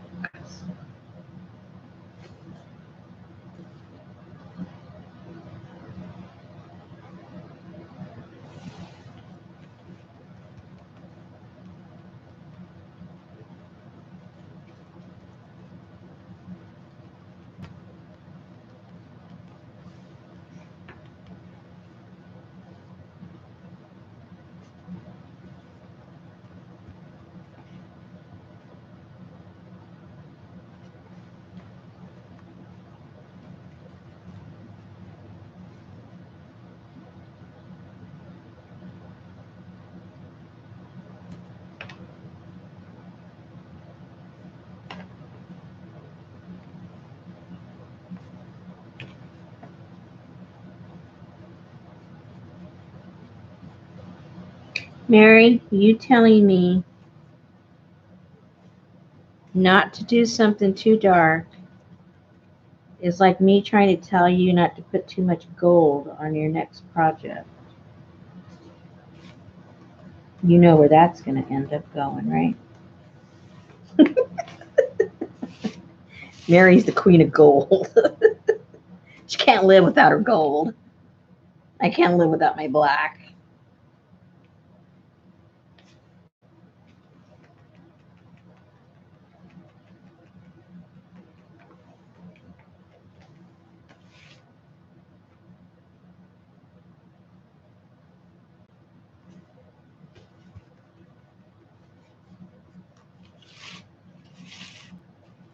Okay, I think I like it. I think Mikey likes it.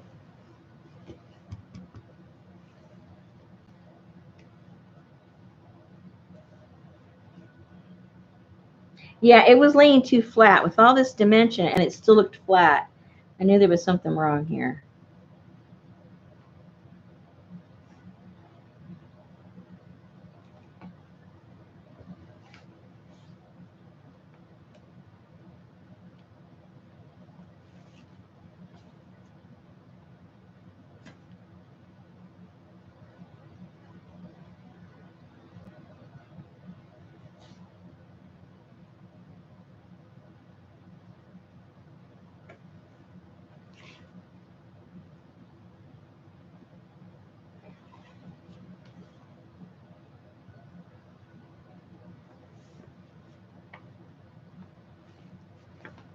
Well, I think it might actually be done. What do you guys think? I kind of like it.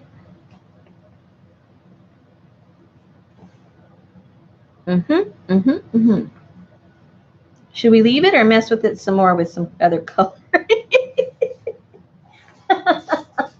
You want shine? No, forget, Mary. Go open up your gold paint and look at it for a second. It'll make you happy. It'll make you real happy. Go open it up.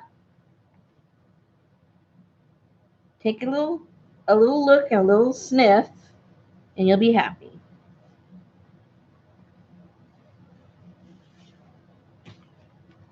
I know you will.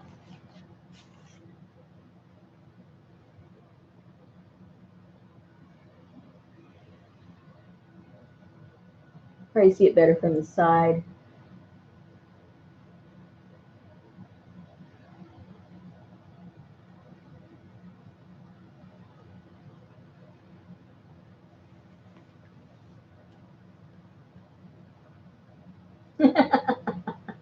Sniff, sniff, sniff the gold.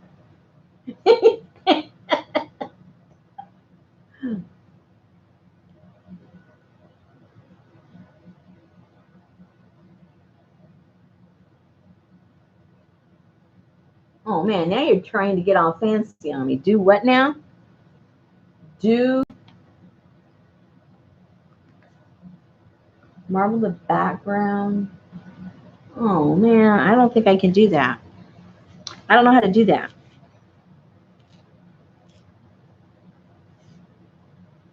You'll have to give me instructions.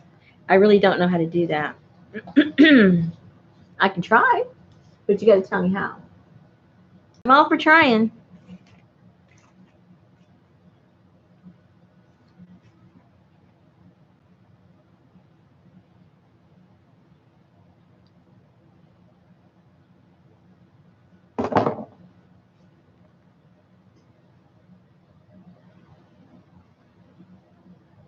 Blue patina. You need back here.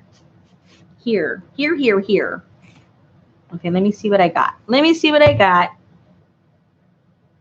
I have aquamarine, mermaid, aqua. No, that's too green. That's citrus. We don't want citrus. Clover. I think that's in those kinds of greens. I think greenish blue, really. It's not green green. You never know that citrus with something else might look kind of cool. When you mix all these colors together, you get cool stuff. Okay. Oh, your kitchen. Wouldn't that look cool? Oh, man. That would.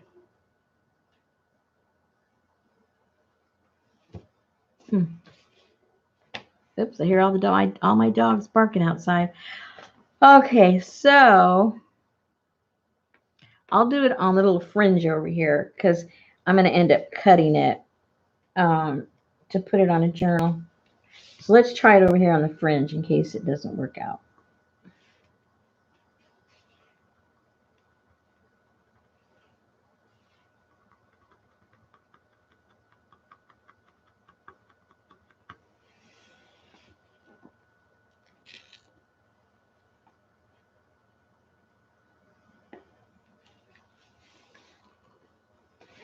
Let me see. Let me see.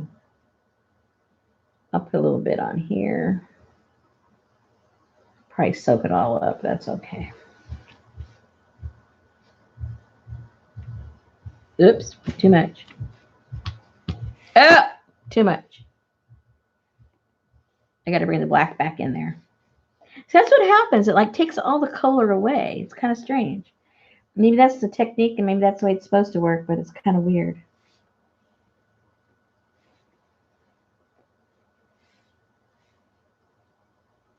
Like I say, I'm new to all this, so I don't know what it's supposed to do, what it's not supposed to do.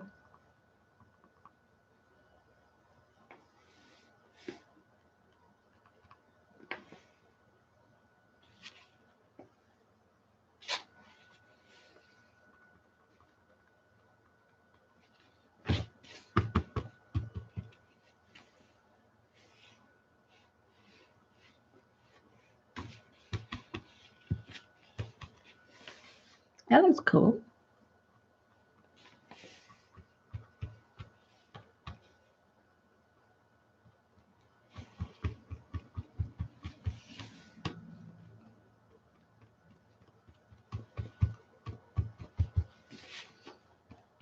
I don't think I'm supposed to be cleaning it with a white, but that's what I'm doing. I just want it to be subtle.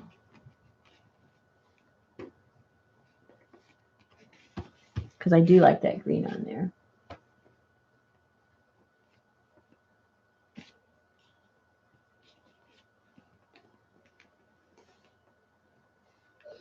Right now, I'm still using the same alcohol. It's a different brand, but this is all alcohol ink that I'm using on here.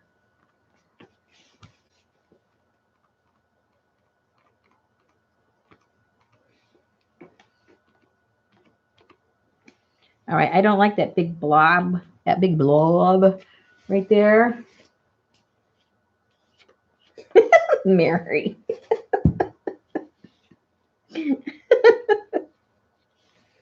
Everything can't be gaudy, Mary. That's what they made Van Gogh for.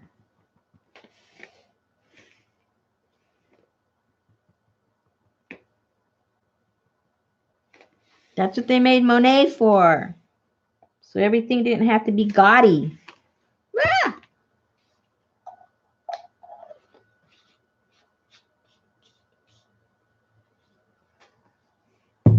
Okay. I think we better leave this one alone. If we want to try some other colors, I think we should start with a whole new project. A whole new project. I think this is done for now. You never know. You saw the one I gilded, Mary, right? You want gold. You saw that, didn't you?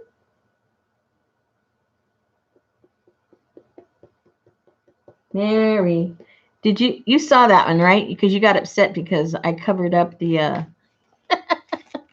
the plastic. Oh, yeah, that's right. You saw that. That's all gold. I don't know why you weren't happy with that. I mean, it's all gold. Real gold. You should have been happy with that. Okay.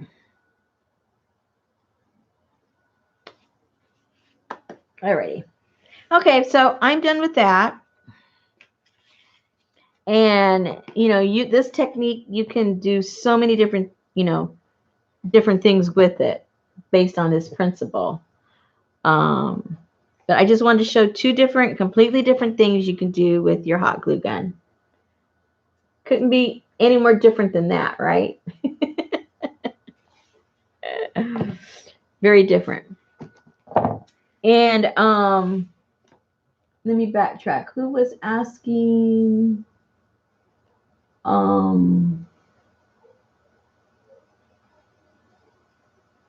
Yes, I did, Mary. Just like you put gold on everything. If you had it, you'd have just got your gold paint and painted it. I know you.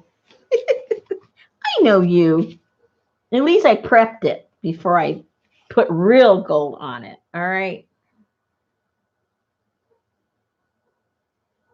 Okay, so follow up. Somebody had asked what we're using. What we're using on here, we started off, in case you weren't here at the beginning, we made the design. Wait, hold on. We traced the design out with a pencil. We filled in all of the gaps with the hot glue gun to create, some dimension. Then we got this tape, which you can get at the hardware store, or you can get just your regular aluminum foil, put some glue down and lay your foil down. Then we went all around the edges with whatever tools we might have. We used the Q-tip and some other little tools to get into all the little crevices. And then we started playing with the alcohol inks. I have two different brands, Marabou and Ranger. And that is pretty much what we used. And then I wanted to darken it a little bit. And I just got the regular acrylic and stuck it in some little areas where I wanted to create a little more dimension. And that's pretty much it. And we laid it on just a piece of cardboard. So that's that. What? Who? I see my name again. Yeah, I did. Yes, I gessoed. And I'm proud of it.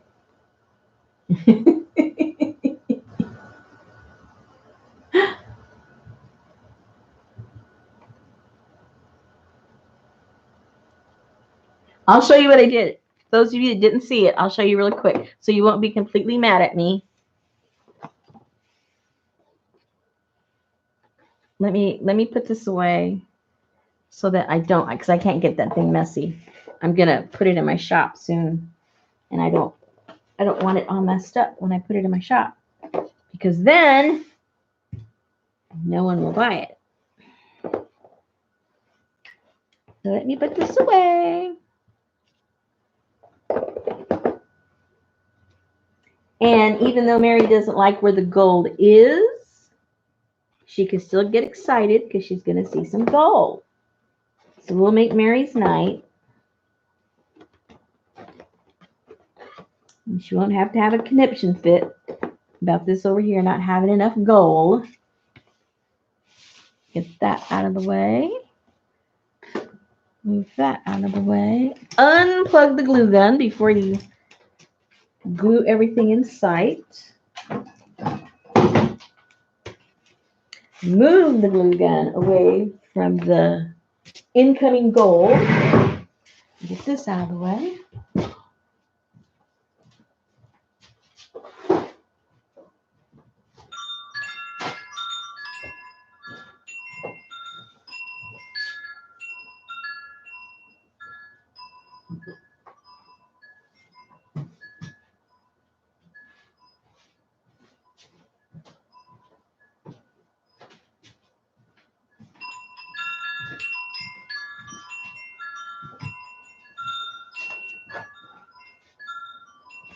Put that down so it won't get dirty.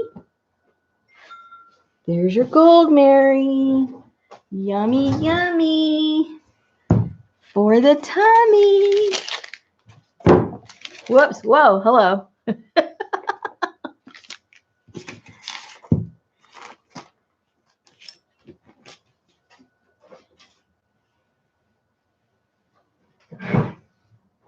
And see, look. Gold. Fake gold. Gold. Fake gold. Are you excited? Gold. Oh, gosh. Oh. Have you gotten some of the class done, Mary? Are you working on it yet?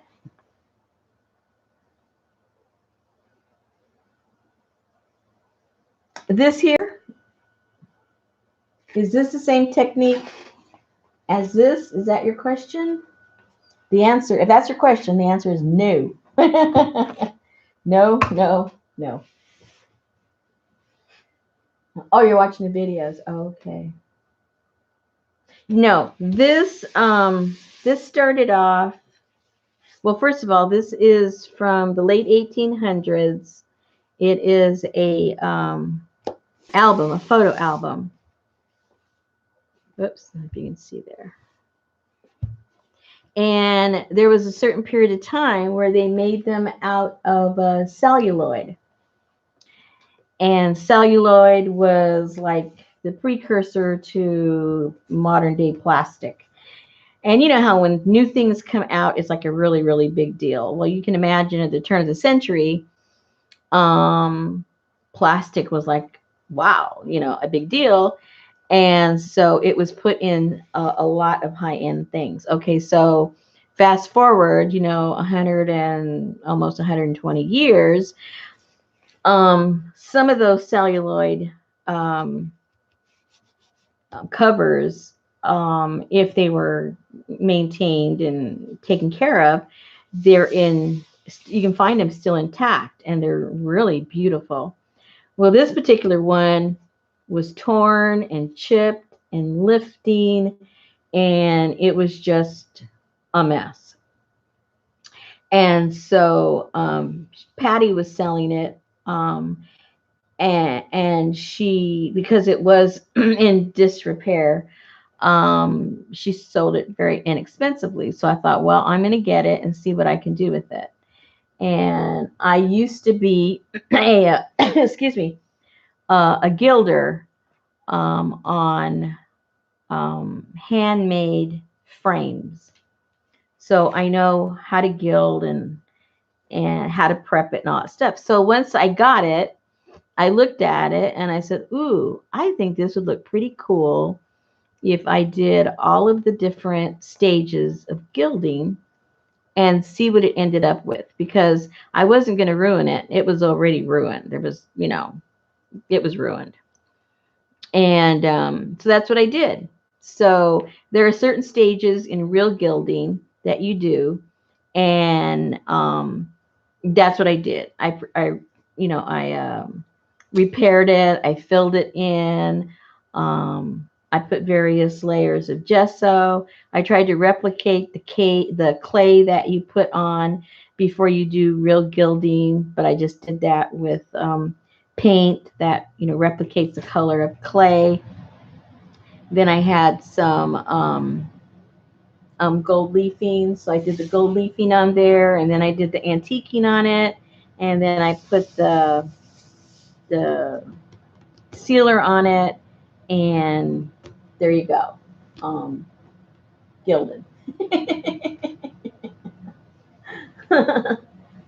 I knew you'd like the color, Mary. I know it's not bright enough for you, but in real life, it has a beautiful sheen. It has a beautiful sheen to it because it has that undertone of the clay base underneath that I put on there. So it's pretty. What album would I use? This thing was useless. It couldn't. I have another one. Where is it? It's just as bad. And hold on. It's just as bad as that one. Here we go. It's worse in a lot of ways. It's falling apart and everything. Okay.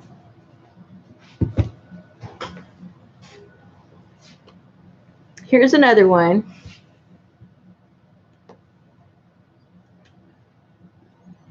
And look, there's absolutely nothing you can do to save this. It's all falling apart. You can't even tell what the picture was. Look, I mean, it's coming off. It's all coming apart. So, and there's not even a design on this. At least this one, there was embossing all over it. So I could at least still let the beauty of the embossing and the wording on there come out. There's absolutely nothing here. It's flat, and it was just a picture. And it's just all, a mess. So I got to figure out what I'm going to do with this one. Glue all this mess down so it doesn't fall off anymore. And I'm going to end up covering this one too because there's nothing there. There's nothing there to save. All of this that you see right here, that is all off. All that light stuff, it's gone. There's nothing there. So it actually looks better in the viewer right now than it does real. Seriously, it is really bad. It looks like a bunch of eggshells were glued on there. Is it real? Is what real?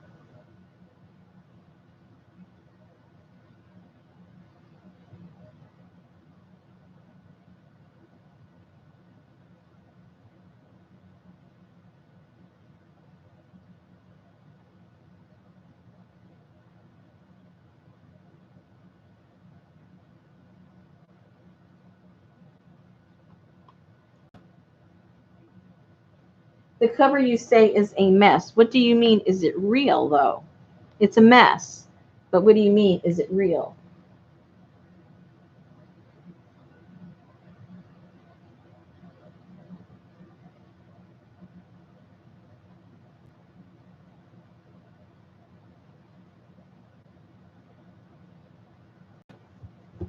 I'll show you one interesting. My favorite. I've never seen one like, I've seen the celluloid ones, I've seen the fabric ones, I've seen, different ones like that. This other one, it is like I have a whole bunch of them. I bought at least one of each that I've never seen. Is it a real age not redone? No, this is from the 1800s.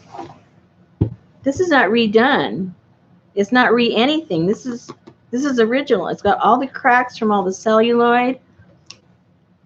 You can see the original closure. It's all original. The back is original from when they used to use that to put it up on the stand. it's falling apart too. I'm telling you, the whole thing's falling apart.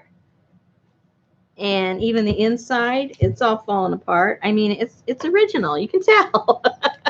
It's original falling apart.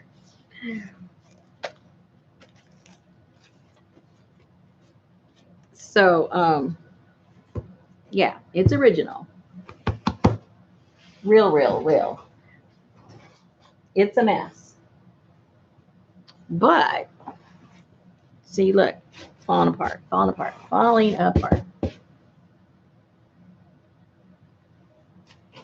Take a gander at this one.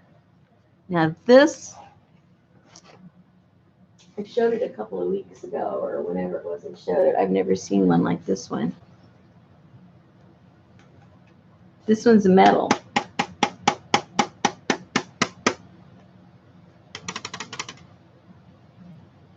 I'd never seen a metal one. It's not that, I'm not saying it's rare or anything, just to me it's rare because I've never seen a metal one before.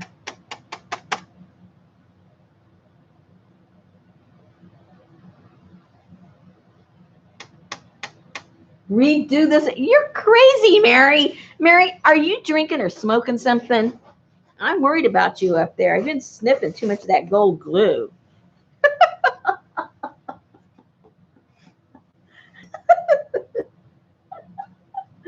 Oh my goodness. This one, look at all these really neat metal corners. They are so cool. And it's got the mirror. This is a bell. It says, I don't want to have you look at the mirror double. I mean, the says good luck, liberty, and it has the Liberty Bell, I guess. And it's got this super cool closure that goes up and down as your album expands, you know, with pictures in them. You go back and forth like that. And then it has these hooks where if it had a stand, in the old days it had a stand and it would hook on the stand, and then you'd open this up and then it would open this way. And look, even the back, the back on this one's beautiful, the velvet. There is absolutely nothing wrong with this. For the age of this, it's just like no wear and tear at all. And then the inside, let me get this out of the way.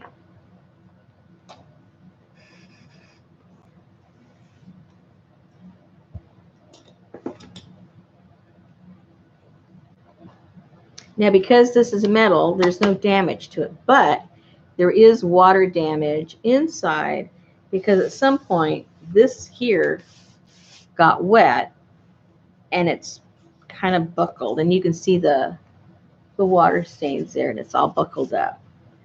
But anyway, like I said, it would open up this way because it would be on these little hooks on it on a stand, and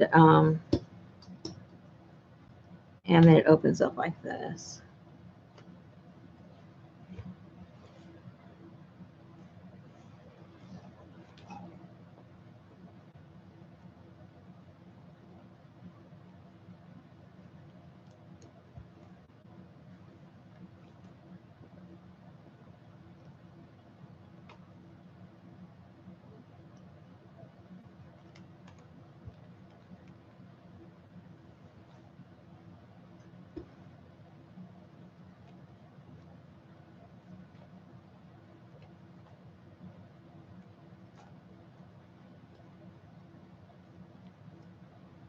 And that's the last of the pictures.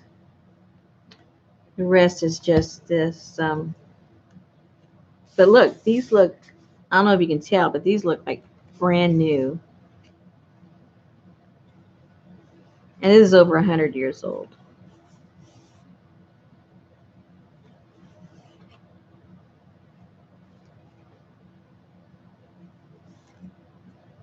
And then in the back, wherever it was, it also got some water damage right here. Right here. A little bit right there. This is glued to the back, so that is the back right there. So you can see the water damage right here and right there. So anyway, now something like this, well, obviously it, you know, it could still be used as an album because of the condition. It's still all the pieces parts are there, you know. But that other one, the celluloid one that looks like eggs, it was already all falling apart, and there was no saving this. I mean, it was these, more than half of these were ripped out. So I just went ahead and took the rest of them out and cut them out so they would stop ripping, because they were ripping away the paper the way they were coming off. So I just went ahead and helped it along so it would be, you know, a clean line. And ta-da!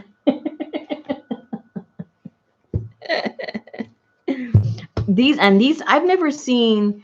This is more like a Art Nouveau type.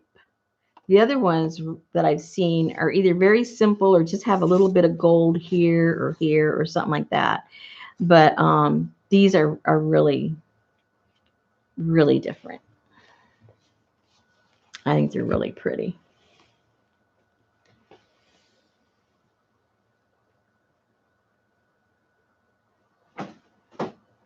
And then this one,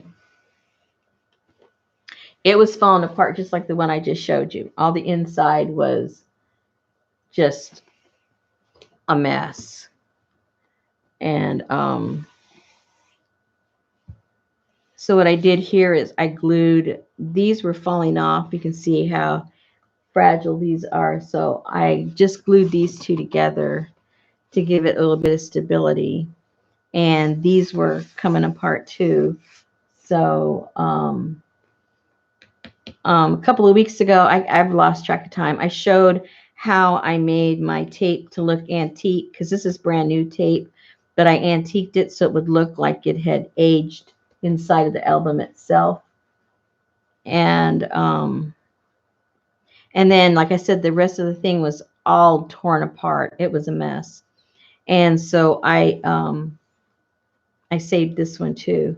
But then what I did is I kept all of the pages intact and made a little hidden compartment in here, and filled it up with goodies. I made a book, and I've got a bunch of ephemera in here, all kinds of stuff. And I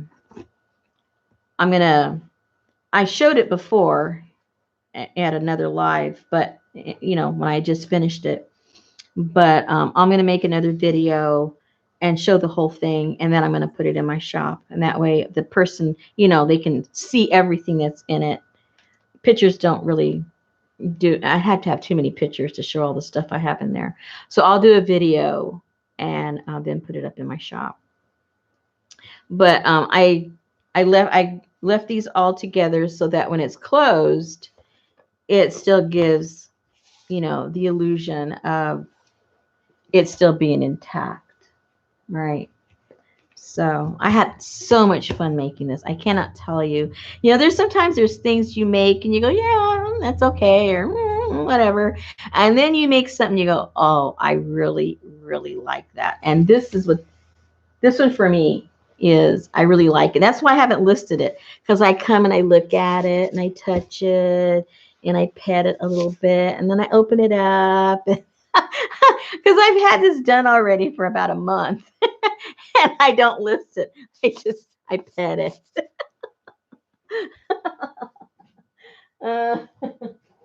So I know it's crazy, but you know, that's what we do. That's what we do. Mary, what are you sighing about? Everything can't be saved. Somebody else would have gotten this and probably thrown it away because the pages were falling out, The pictures were all gone. The top was falling off. Somebody who just wants pretty things would have thrown it away. So give me some credit for saving it and giving it a new life. And it's gold. Be quiet, Mary. It's gold.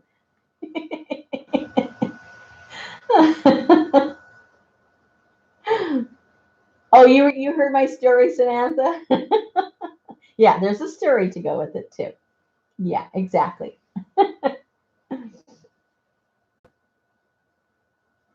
Oh, where do I get them? Okay. One of them I got from which one? This one. This one I got from Patty Lang. She gets nice ones and she sells them for big bucks. But if they're in bad shape, she can't sell them. So she sells them for cheap. So I got that from her. Um, this one, this one, there was a lady here in town who knew someone who knew somebody that was trying to clear out their family home. And so she got a preview to their sale that they were having, an estate sale in their home. And I went with her, and the family had this one and had this one that was falling apart. Um, and and so she was selling them, and oddly enough, when we got there, there were people that had been there. We didn't get there right away. I think there was like 20 people that were invited to the preview, and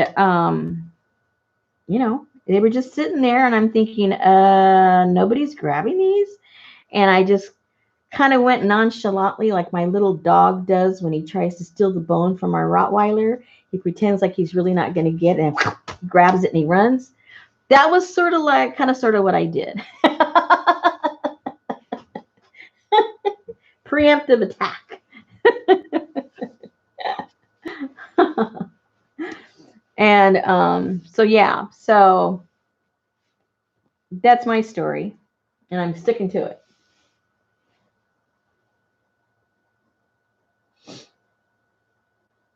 Oh, I don't even think they make it at all, Mary, anymore at all.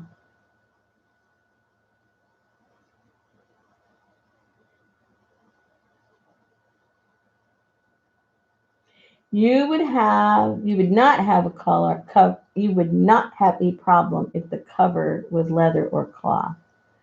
Well, see, I'd probably have a problem if it was leather. I wouldn't want to cover up the leather.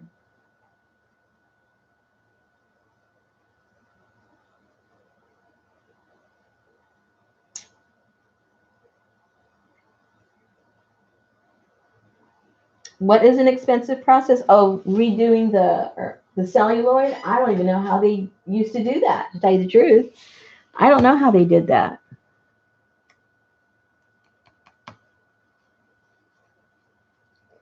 And see, it's super, super thin. It's not hard at all. And then they have this. I mean, it's just a mess. It wasn't a very good concept at all. I mean, it was destined to crack and fall apart. It wasn't durable. And that's why if you find them intact, they're very expensive, because you don't find them intact very much anymore. And if they get any kind of moisture, this hard thing that it's on, it's going to warp a little bit, and then it's going to like push in and crack and boom, and this one's hard. I'm surprised it's cracked at all, because there's no water damage. There's nothing. I mean, it's really, really sturdy. So maybe they had it, by a window in the sun, and it just ate it up, and it just, I don't know, because there's not water damage, and it almost looks like right here, like this stuff right here is gluey stuff. Maybe they just put tape on there to try to keep it together or something, but right there is goo, like from tape, modern tape. They just tried to make sure it wouldn't all fall apart, I guess. But then one day, where was I?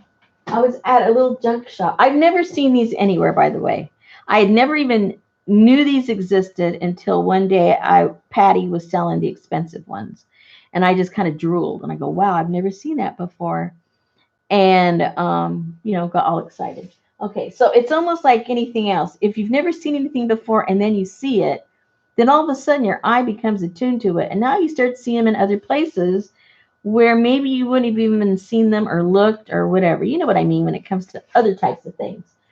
So I was at this, let me get this. I found this little one. It's a baby one. Look. Look how cute. If that isn't cute, I don't know what is. It is so cute. But anyway, now I never seen a small one like this. Now see, now this one again, the back's falling off. Everything's falling off. Somebody has taped it, and it's just regular old Scotch tape, so it's a mess. So I already know that when I go to take off the Scotch tape, this, because it's not celluloid, it's just whatever, cardboard. This tape, as you know, it's going to lift all this stuff off when I go and pick it up. So it's all going to be ruined. It's going to be ruined. But it's so cute, and it's not falling off or anything. I'm going to, keep it the way it is, make it a little more antique somehow. Like even right here, somebody's removed the tape, and when they removed it, it took off the color of the cover. So that's a mess. But these little girls are really, really cute. But there's water damage right there and everything. Somebody wrote on it. Right there, it looks like somebody got a cigarette and burnt it. Somebody put something on here. See that green right there? That's the underlayer of it. So that's, it's a mess. You look at it, you go, oh, it's all cute. But you really look at it, it's a stinking mess. And because most of the things that I get, I don't get them for me. I get them because I like to play with them. I like to fix them up. I like to make them into some type of something, a journal or something, and then I sell them. So I look at it from that perspective. How am I going to be able to fix this up to look cute enough that someone will say, oh, I want that, and be willing to pay what I'm going to have to charge after I fix it and make the journal and put it together and recoup what you get the idea. So you have to look at it from a certain way. But I just thought this was adorable. It's just too cute for words.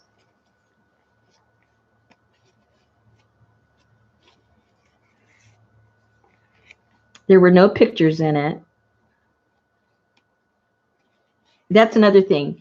When you find these, you usually don't find them with the pictures in them because, the pictures alone are the cabinet cards alone, you can buy them.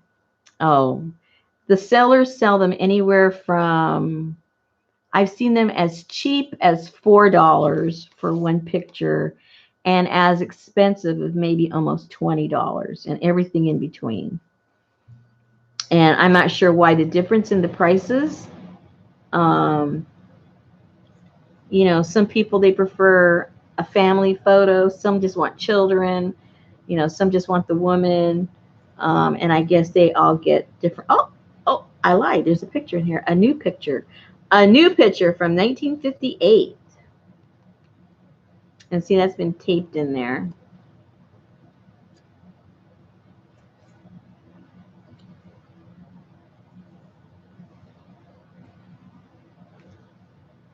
Now, see, what I'll do is I'll take these out because I'm going to turn this into a journal. Don't have a heart attack, Mary. And, but see, all of these would make beautiful covers to put on top of a journal and decorate it and make it antique and make it look old and put like a cabinet card in there and then put this on top of a cover of a journal. And so you could do a whole bunch of them, with these. And so that'll be after I finish filming my my next workshop, I think that's what I'll do. Is I'll work on this and try to make something cute. Try to make something cute. But the problem is that where I live in the I live in Arkansas, so I live in the middle of the country. It isn't like a new town. I live in a very, very old established town. But they're not into antiques here. They're not into, you never find anything like this. That's why it was a miracle when I found that. But I go to the antique places, I go to estate sales, I go to garage sales. I never buy anything at these places because they don't have anything that I'm looking for. And so, I would love to find somewhere close by where I can go antique. It's just not here. Yeah, I'm going to scan those really pretty blue ones. I'm going to scan those. I'm going to scan these little ones. I have from this, I forget from which journal. What did I do with those? Oh, here they are. Um, and I honestly forget where these came from. Isn't that horrible? I'm forgetting things already. But these came out of where? Oh, these came out of this one. Those things, the part that I cut out to make the hole. And these are kind of cool because they have these pretty leaves on there and everything. Again, also going to scan these. And I put on my own tape that I made because these were all torn. They're all falling apart. So I taped them all so at least they could be secure until I could scan them all. And then after I scan them, then I can use these again, the ones that, I are less damaged or, that I like the pictures on them, to use as covers on some journals, put them on the top of in other words, alter another book and just put this on the top and decorate it and make it kind of cool. And I also do different kinds of packs that I put together, like journal packs. I was thinking maybe putting some of these in them, and then people that make their own journals will have something cool to put on the cover. And then here's some of the small ones that were there. They're like this. I cut them in half. I think this was a whole thing like that. I just haven't finished doing that. I have a lot of projects. I get bored and I hop from, oh, here's one whole one. I get bored and I go from one thing to another. Just to keep things interesting.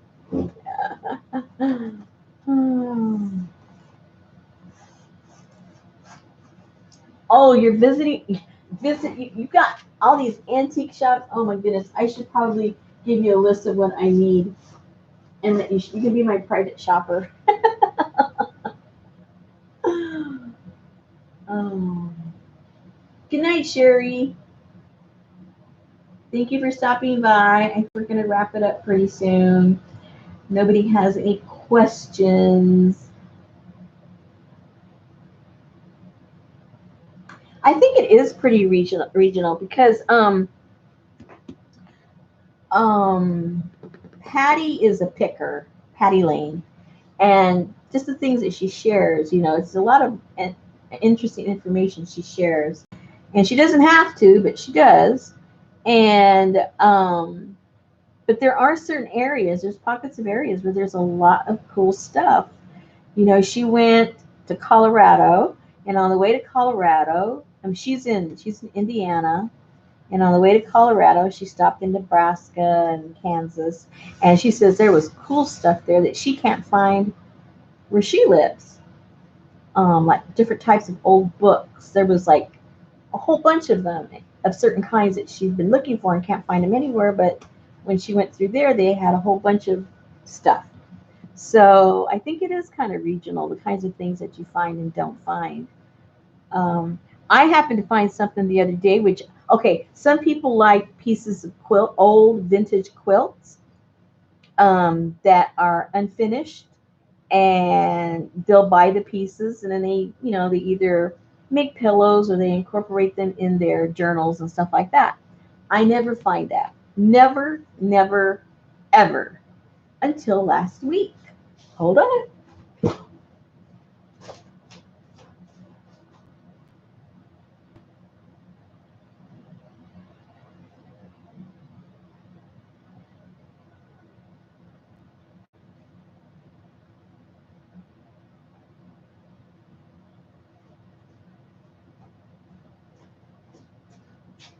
I found a little slew of them. And again, I never see this stuff anywhere in my area.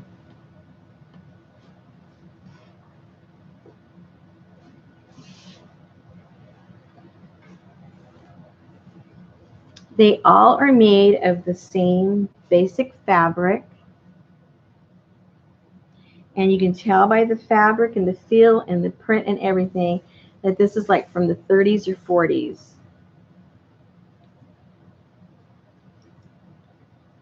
And oh, it looks really bright in the, I'm looking, it looks really bright. And it's not that bright, it's more muted. Um, a lot more muted than what I'm seeing it on the, yeah. But and these are kind of gigantic. These are measured up. They're 24 by 16. And usually when you find them, it's like, the little 6 by 6, 8 by 8. But this is pretty big. And there was, I think, something like 15 of them. So it's probably the whole quilt, actually. And of course, it's all hand done. And so I thought that was a cool find because I never find that kind of stuff at all. And kind of fun. So anyway, like I say, sometimes you find stuff, sometimes you don't. But what I'm usually on the hunt for, is different types of unusual fabrics because I do find stuff like that. And I love the fabric. So I put a lot of fabric packs together, and usually those go really, really fast because I find some unusual stuff and I put them together, by color and stuff like that. So I stick to what I can find, and that's usually what I find. So that has worked for me in the past. Oh, let's see.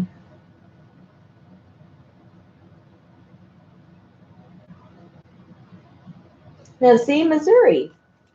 I probably need to go on a road trip. Everyone's going down, not everybody, but the place. If you're the traveler that buys the vintage stuff, they're all heading to Texas because that big old antique thing starts when in a couple of weeks, right? The last week of September through October, first week of October, something like that. And those are fun. That will be fun. I've never been. I've just seen pictures and seen the stuff that people buy. And then again, I think it's 4 times a year or 3 times a year. So then the next one will be in April, I think, something like that, in spring. Estate sales. See, we don't even have estate sales here. I think people use their stuff until it falls apart.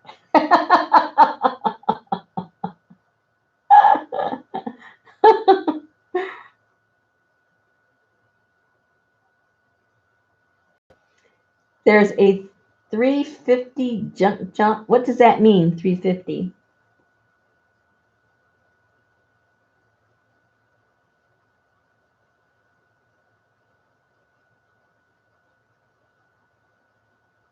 Oh, oh, very cool. Well, see, Patty was very impressed with Nebraska and Kansas. She found a lot of cool stuff out there.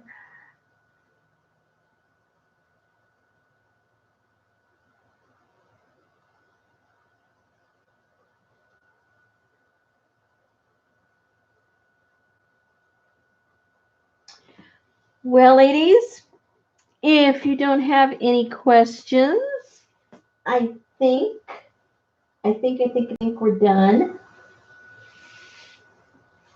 Unless you have. Well, thank you, Betty.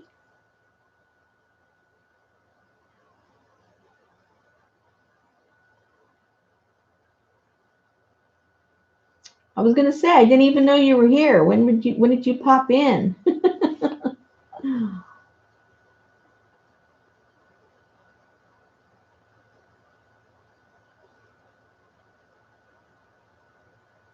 Oh wow, Gina. How exciting.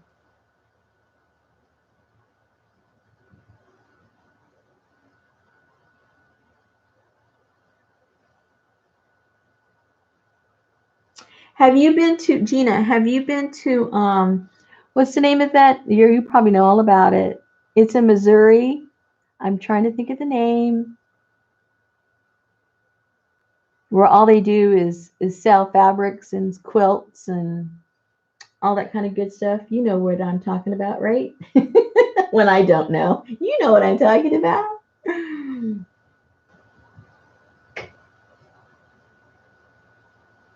Thank you, Betty. Yes, Gina. Star Quilt Shop. That's it. Have you been there?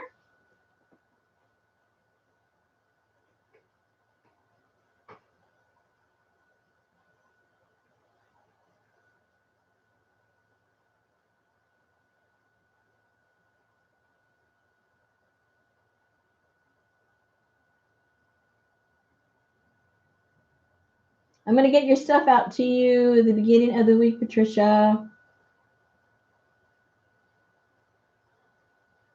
Oh, I saw a little documentary on it, and it was very inspiring. Oh, you're in California. I'm originally from California. My parents still live out in California. It was a really interesting little documentary about the Star Quilt Shop, and they they were very poor. I hope I get the whole story right. They were really poor, um, and they don't mention a father. So I guess the mother raised her children on her own. Um, they lived out in the country. They didn't even have indoor plumbing. Very, very poor.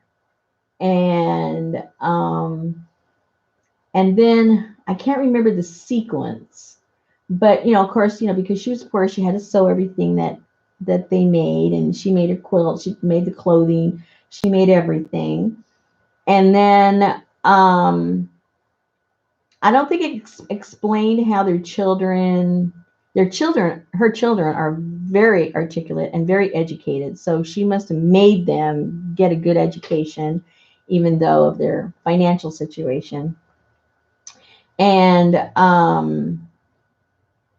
I think it was her son that bought her a machine. Someone out there that knows the story, fill it in. Fill it in. I won't fill. I won't fill.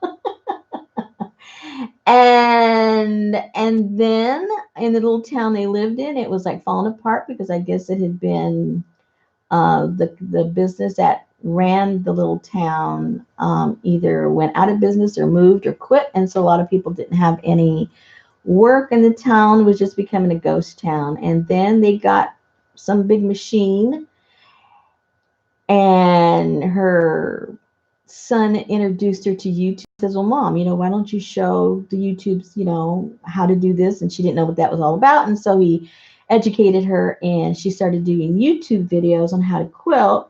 And the people were more interested in the fabric that she was using than the actual quilts that she was making, and asked, where did you get the fabric? How did you get the fabric? And anyway, well, fortunately, her children were very astute when it came to business, and they said, well, we'll figure out how we can get this fabric to these people. One thing led to another, and they started selling the fabric, and they could not fulfill these orders quick enough because of all these people across the country and eventually the world wanting their fabrics. And that was how it all began. And then they started, getting a little shop here, a little shop there. And before you know it, now it's like the Disneyland for quilters. If you're a quilter and you want to go on a road tour, um, that's the place that you should go. And so um, they they have things for everybody because, of course, they're kind of out in the middle of nowhere. They're in Missouri. They're not close to like a big town, and so families usually come. So now they have little places, things for just the husbands to do, the ones that are like bored out of their mind because they drove their wife up there. And they have other sections that buildings and things just for the kids to keep them occupied. So everybody can have fun and not be bored to death, which allows the mom to stay there all day long and spend all her money. So it's a really cute little story. Look it up on YouTube.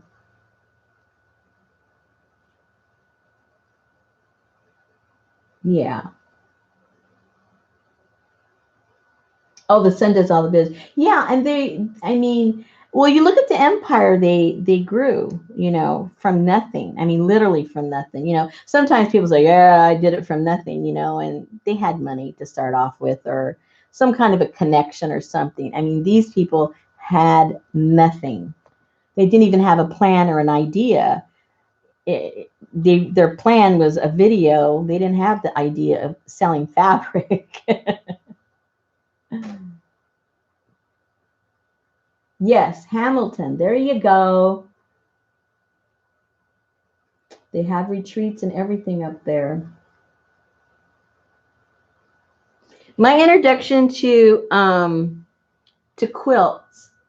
I'm originally from California, and there was a woman, coincidentally, had moved, bought a house next to our house, and she was from Missouri originally, and she made quilts. And up until this point now, at this age, I think I'm about 20, 19, 20.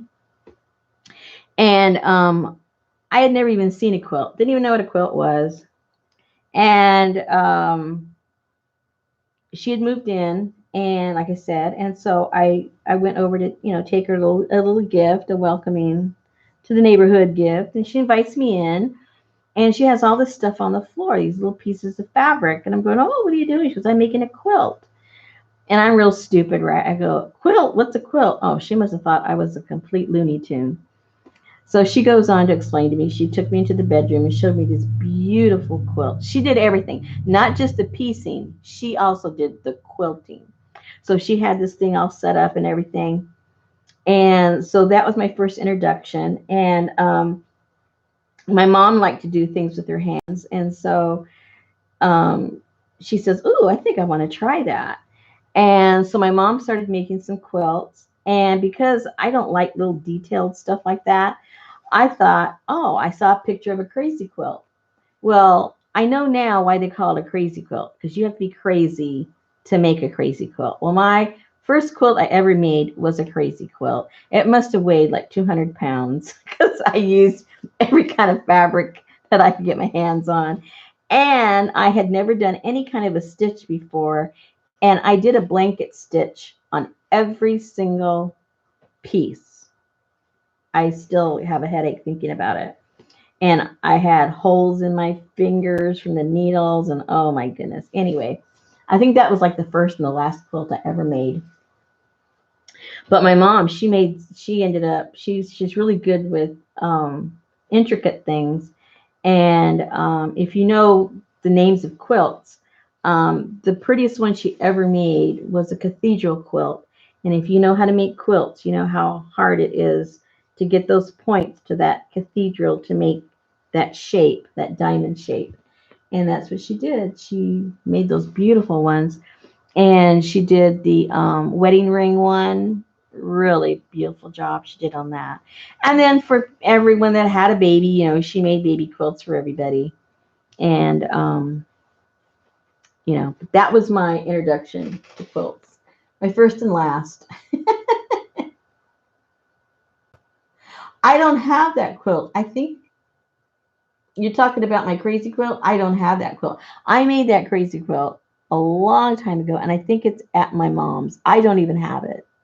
It just drove me too crazy to even look at. I mean, it weighed a ton. I'm not exaggerating because I was really dumb. I got a big giant king size sheet, which is already heavy. Then I got the batting, right? And then well, before that, on the sheet, I did the stitching of all of those crazy things on top of that, like an applique, right? And did it all with a blanket stitch. And I also did this other stitch too. I forget what it's even called. I can't remember even the name of it, but it almost looks like a chicken footprint, that kind of a look. What is that called? Feather stitch or something like that? I can't remember the name of it. Too long ago. And I did those two stitches. And so, okay, so you had the sheet, then you had all those heavy fabrics that I used. I used all kinds of stuff. I used brocades and velvets and heavy, crazy stuff.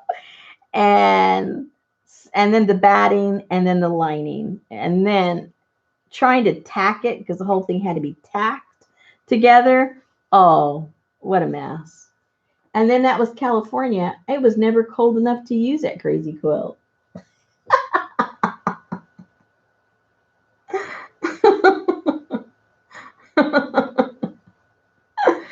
Oh, God.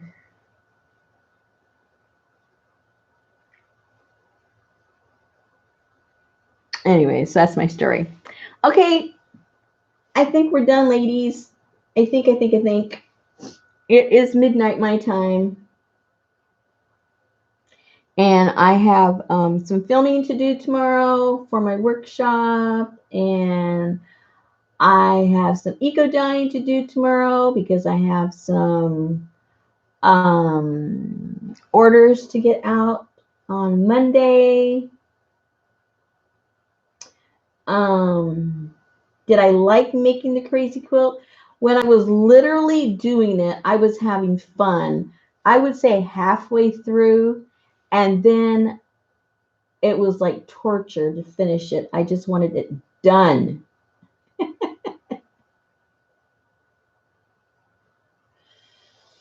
Is it called quilting if you sew it with a machine? Quilters call it quilting. Yep. They charge you big bucks to use those machines. I think it's rare to find anyone who does it by hand anymore. Yeah, it's a big business. I know a lot of people still piece the quilt together by hand, and it's even becoming more and more rare. A lot of people just do it on a machine, sew all these things together by machine. But even if they do it by hand, um, most of the quilting done now, it's with those big armed machines. Yeah, and those things are expensive. I mean, you have to have a business. Joe Schmo like you and I would never buy one of those machines. They must be at least what, like $6,000 or something like that. And now they're all computerized, and you punch in. I mean, it doesn't take any talent; it just takes money. But it's beautiful designs. Yeah, the Amish are probably the only ones that still hand quilt. Double that? Oh my gosh! See, that's what I know. Well, no wonder they charge you so much when they use. Well, that's more than what most of us do. I don't. I don't think I could quilt anything, honestly. And I think if I pieced anything, I couldn't piece a whole quilt. I think I'd be happy if I could piece a what do you call it? A pillow. If I could piece a pillow, I think I'd be happy. Oh, you do it by hand, CJ? Oh my goodness, how do you do it?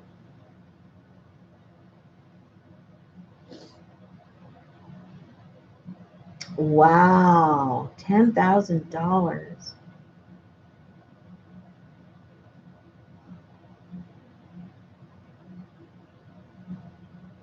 Oh, wow.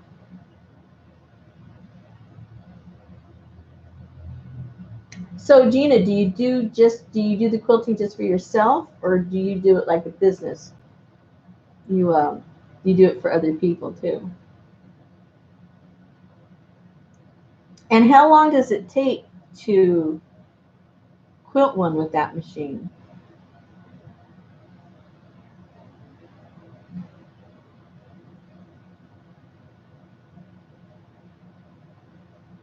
Do you know I have? Oh, there's one other thing I made. Hold on, you'll appreciate this. You'll see how crazy I am. I just remembered I did the crazy quilt, and the second one I did, I decided, don't ask me why, that I was going to do an applique.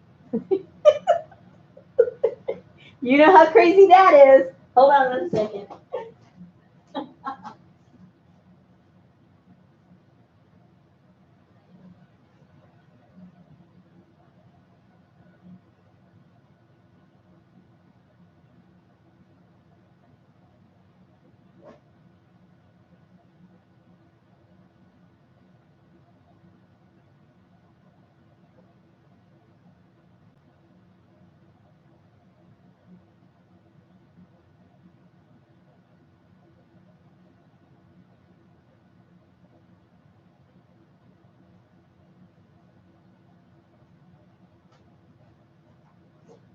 I do this all the time. I start something and then I just get so sick and tired of it. I just walk away when it comes to sewing stuff. That's why I like these books and journals and stuff, because I get them done. I get them done. Okay, so I had never even seen an applique, and she showed me. I forget what she made. I think they were like little Scotty dogs or something, and they were all appliqued. And I thought, oh, I like butterflies. I think I'll applique some butterflies. Okay. I've been carrying, because I can't stand to just like to throw and get rid of them, because I know how much work I put into these. I have been carrying these blocks with me. I lived in California. Let me see. I lived in California. I moved to Hawaii. I moved to Rhode Island. I moved to Chicago, back to Rhode Island, back to Hawaii, um, Las Vegas. Where did we move after Las Vegas? I can't remember. I'm losing track. And then where we live now. And I've carried these crazy blocks with me everywhere I've gone.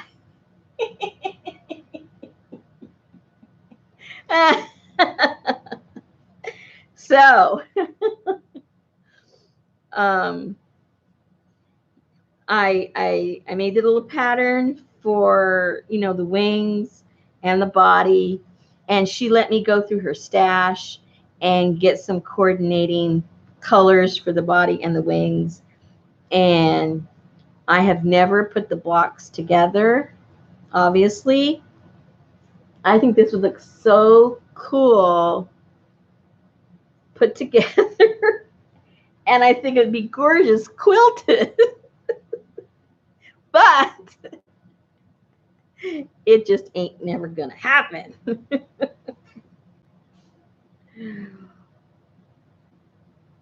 Oh, I even started to put that. And that's all by hand too. The whole thing was going to be by hand, but you know how far that went. And yes, I like bright colors. And that's all I have. And of course, you can see here, it's all by hand. I'm not lying. It's not it's not got fusible webbing or nothing. I mean, I literally, because like I said, I'm just such an idiot. I'm there with these pins and tucking this under and poking myself, and I got 10,000 pins there holding it down, doing this crazy stitch. Like, why did I do that?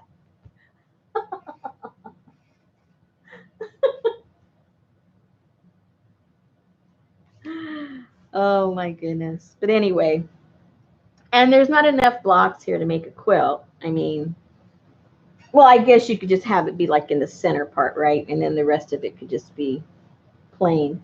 But I've got how many?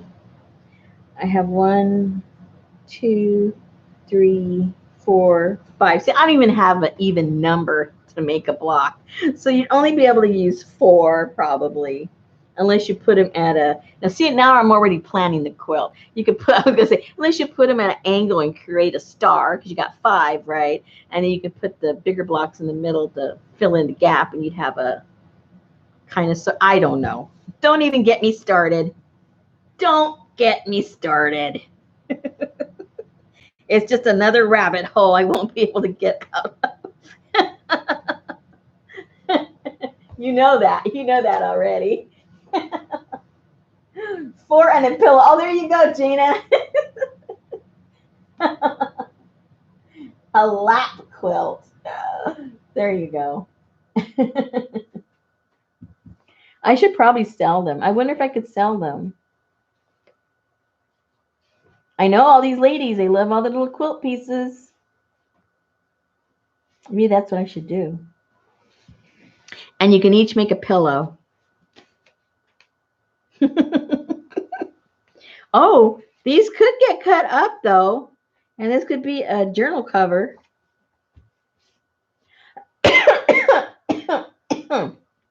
You just never know. You know, I know I'll never do it. It's sort of like everything I do, I get excited about it and I throw myself into it. And then I reach a point where I'm just not interested anymore. And I find a new art form that interests me. And so, and I never go back. I rarely go back. I just try something new and something different and do that until I'm burnt out on it, and then I move to the next thing. And so I honestly don't think I would ever do anything with these because, like I say, it's almost like going backwards for me. Quilt as I go. Oh, I don't think I can do that. I don't think I have the patience. About the only kind of hand quilting that I like, not quilting, but working on are those little pillow things that Tisha Moore makes. Are you guys familiar with that? We talked about that, I think, last month. She did those probably maybe, I don't know, maybe that it's already been maybe 6 or 7 years ago. She was, put out a little video of making those, and they are so fun because you can just make them with scraps. You don't tuck anything under. I mean, they're sloppy looking. That's the way they're supposed to look, and they're really a lot of fun to make. That I can see myself making. Yeah, I've got a couple of those made up, and those will make a really cute journal cover. Those Tisha Moore pillows. Are you guys familiar with those? I think those are fun because they're small, and it doesn't look so overwhelming of having to make gazillion of something. Gina, let me show you really quick because you might enjoy doing that with all your scraps.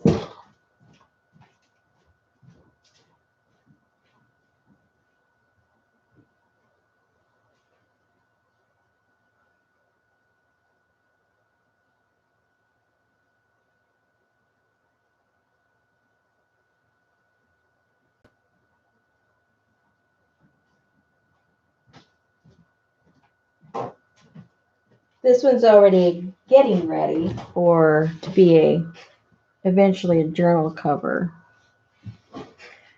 But what she does is, and they're wonky.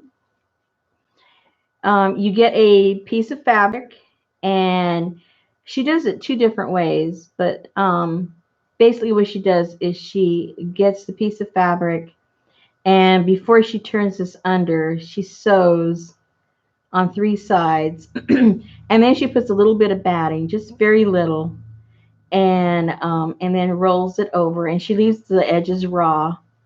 And then she does, whatever kind of stitch you want to do. You can tell the only stitch I know how to do is a blanket stitch. and then you sew that, and then you sew it down in any fashion that you want, sort of like the Cantha quilts, where you just put some broad um, stitching on there. And then, and you make them any size that you want, any kind of fabric.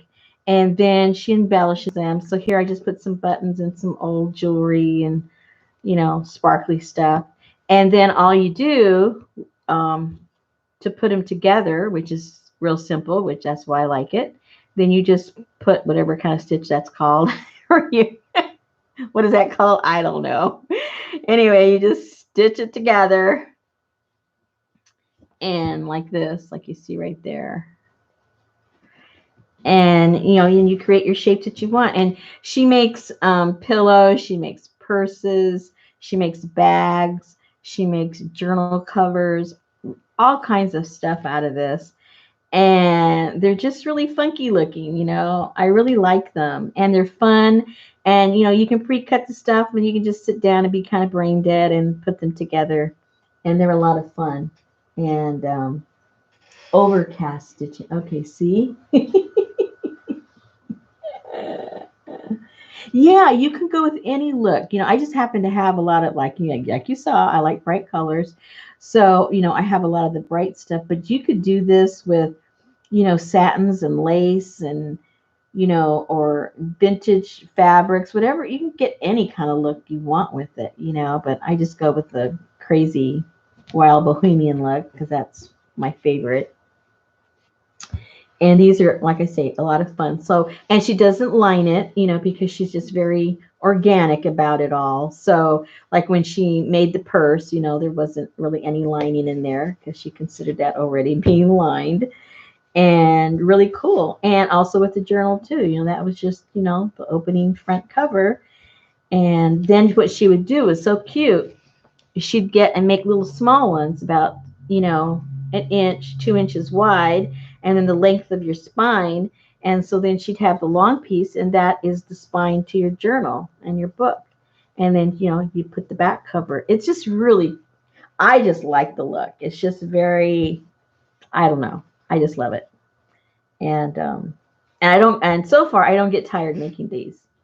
I really enjoy doing those. And I guess it's kind of a form of some kind of quilting or something.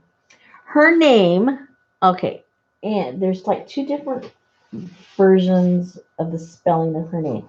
Hold on 1 second. Let me pull it up on, hold on 1 second. Let me see if I can get the link. If I lose you guys, good night. If I don't lose you, it'll be a miracle. Let me see here. Let me find it. I will search. Okay. SH. Let's see.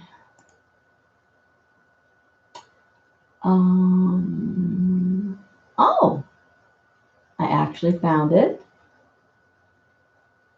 Can't believe it. That fast. Copy. Copy. Let's see if I can find you guys again. Where are you? Okay. There you are.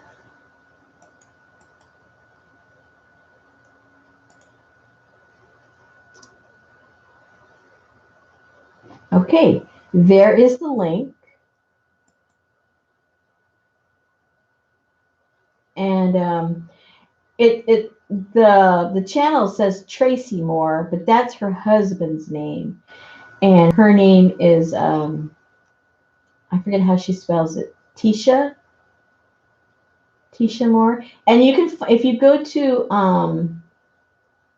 because I always say her name wrong.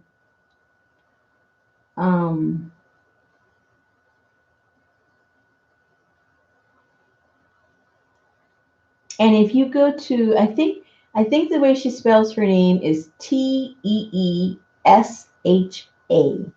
Tisha Moore. And if you go to, now a lot of people know her from her mixed media. I didn't even know her from her mixed media because the first time I was exposed to her was these. But she's actually more famous for all of her collages and mixed media work.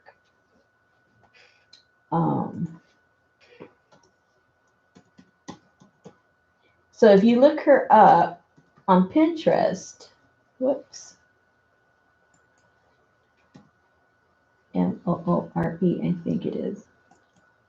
If you look her up on Pinterest, you might, the first things that are going to show is her mixed media work.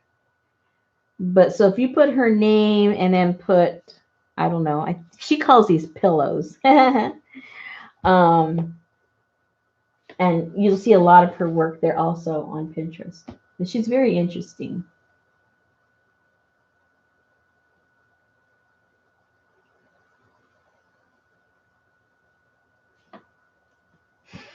All right, everybody. I'm heading out of here. It's 1 minute till 12:30. No, 4 minutes, but still, let's get out of here. All right, ladies, thanks a lot. I had a lot of fun. I hope you learned a little something that you might want to apply to your personal art and have some fun. All right, see you guys soon. Good night.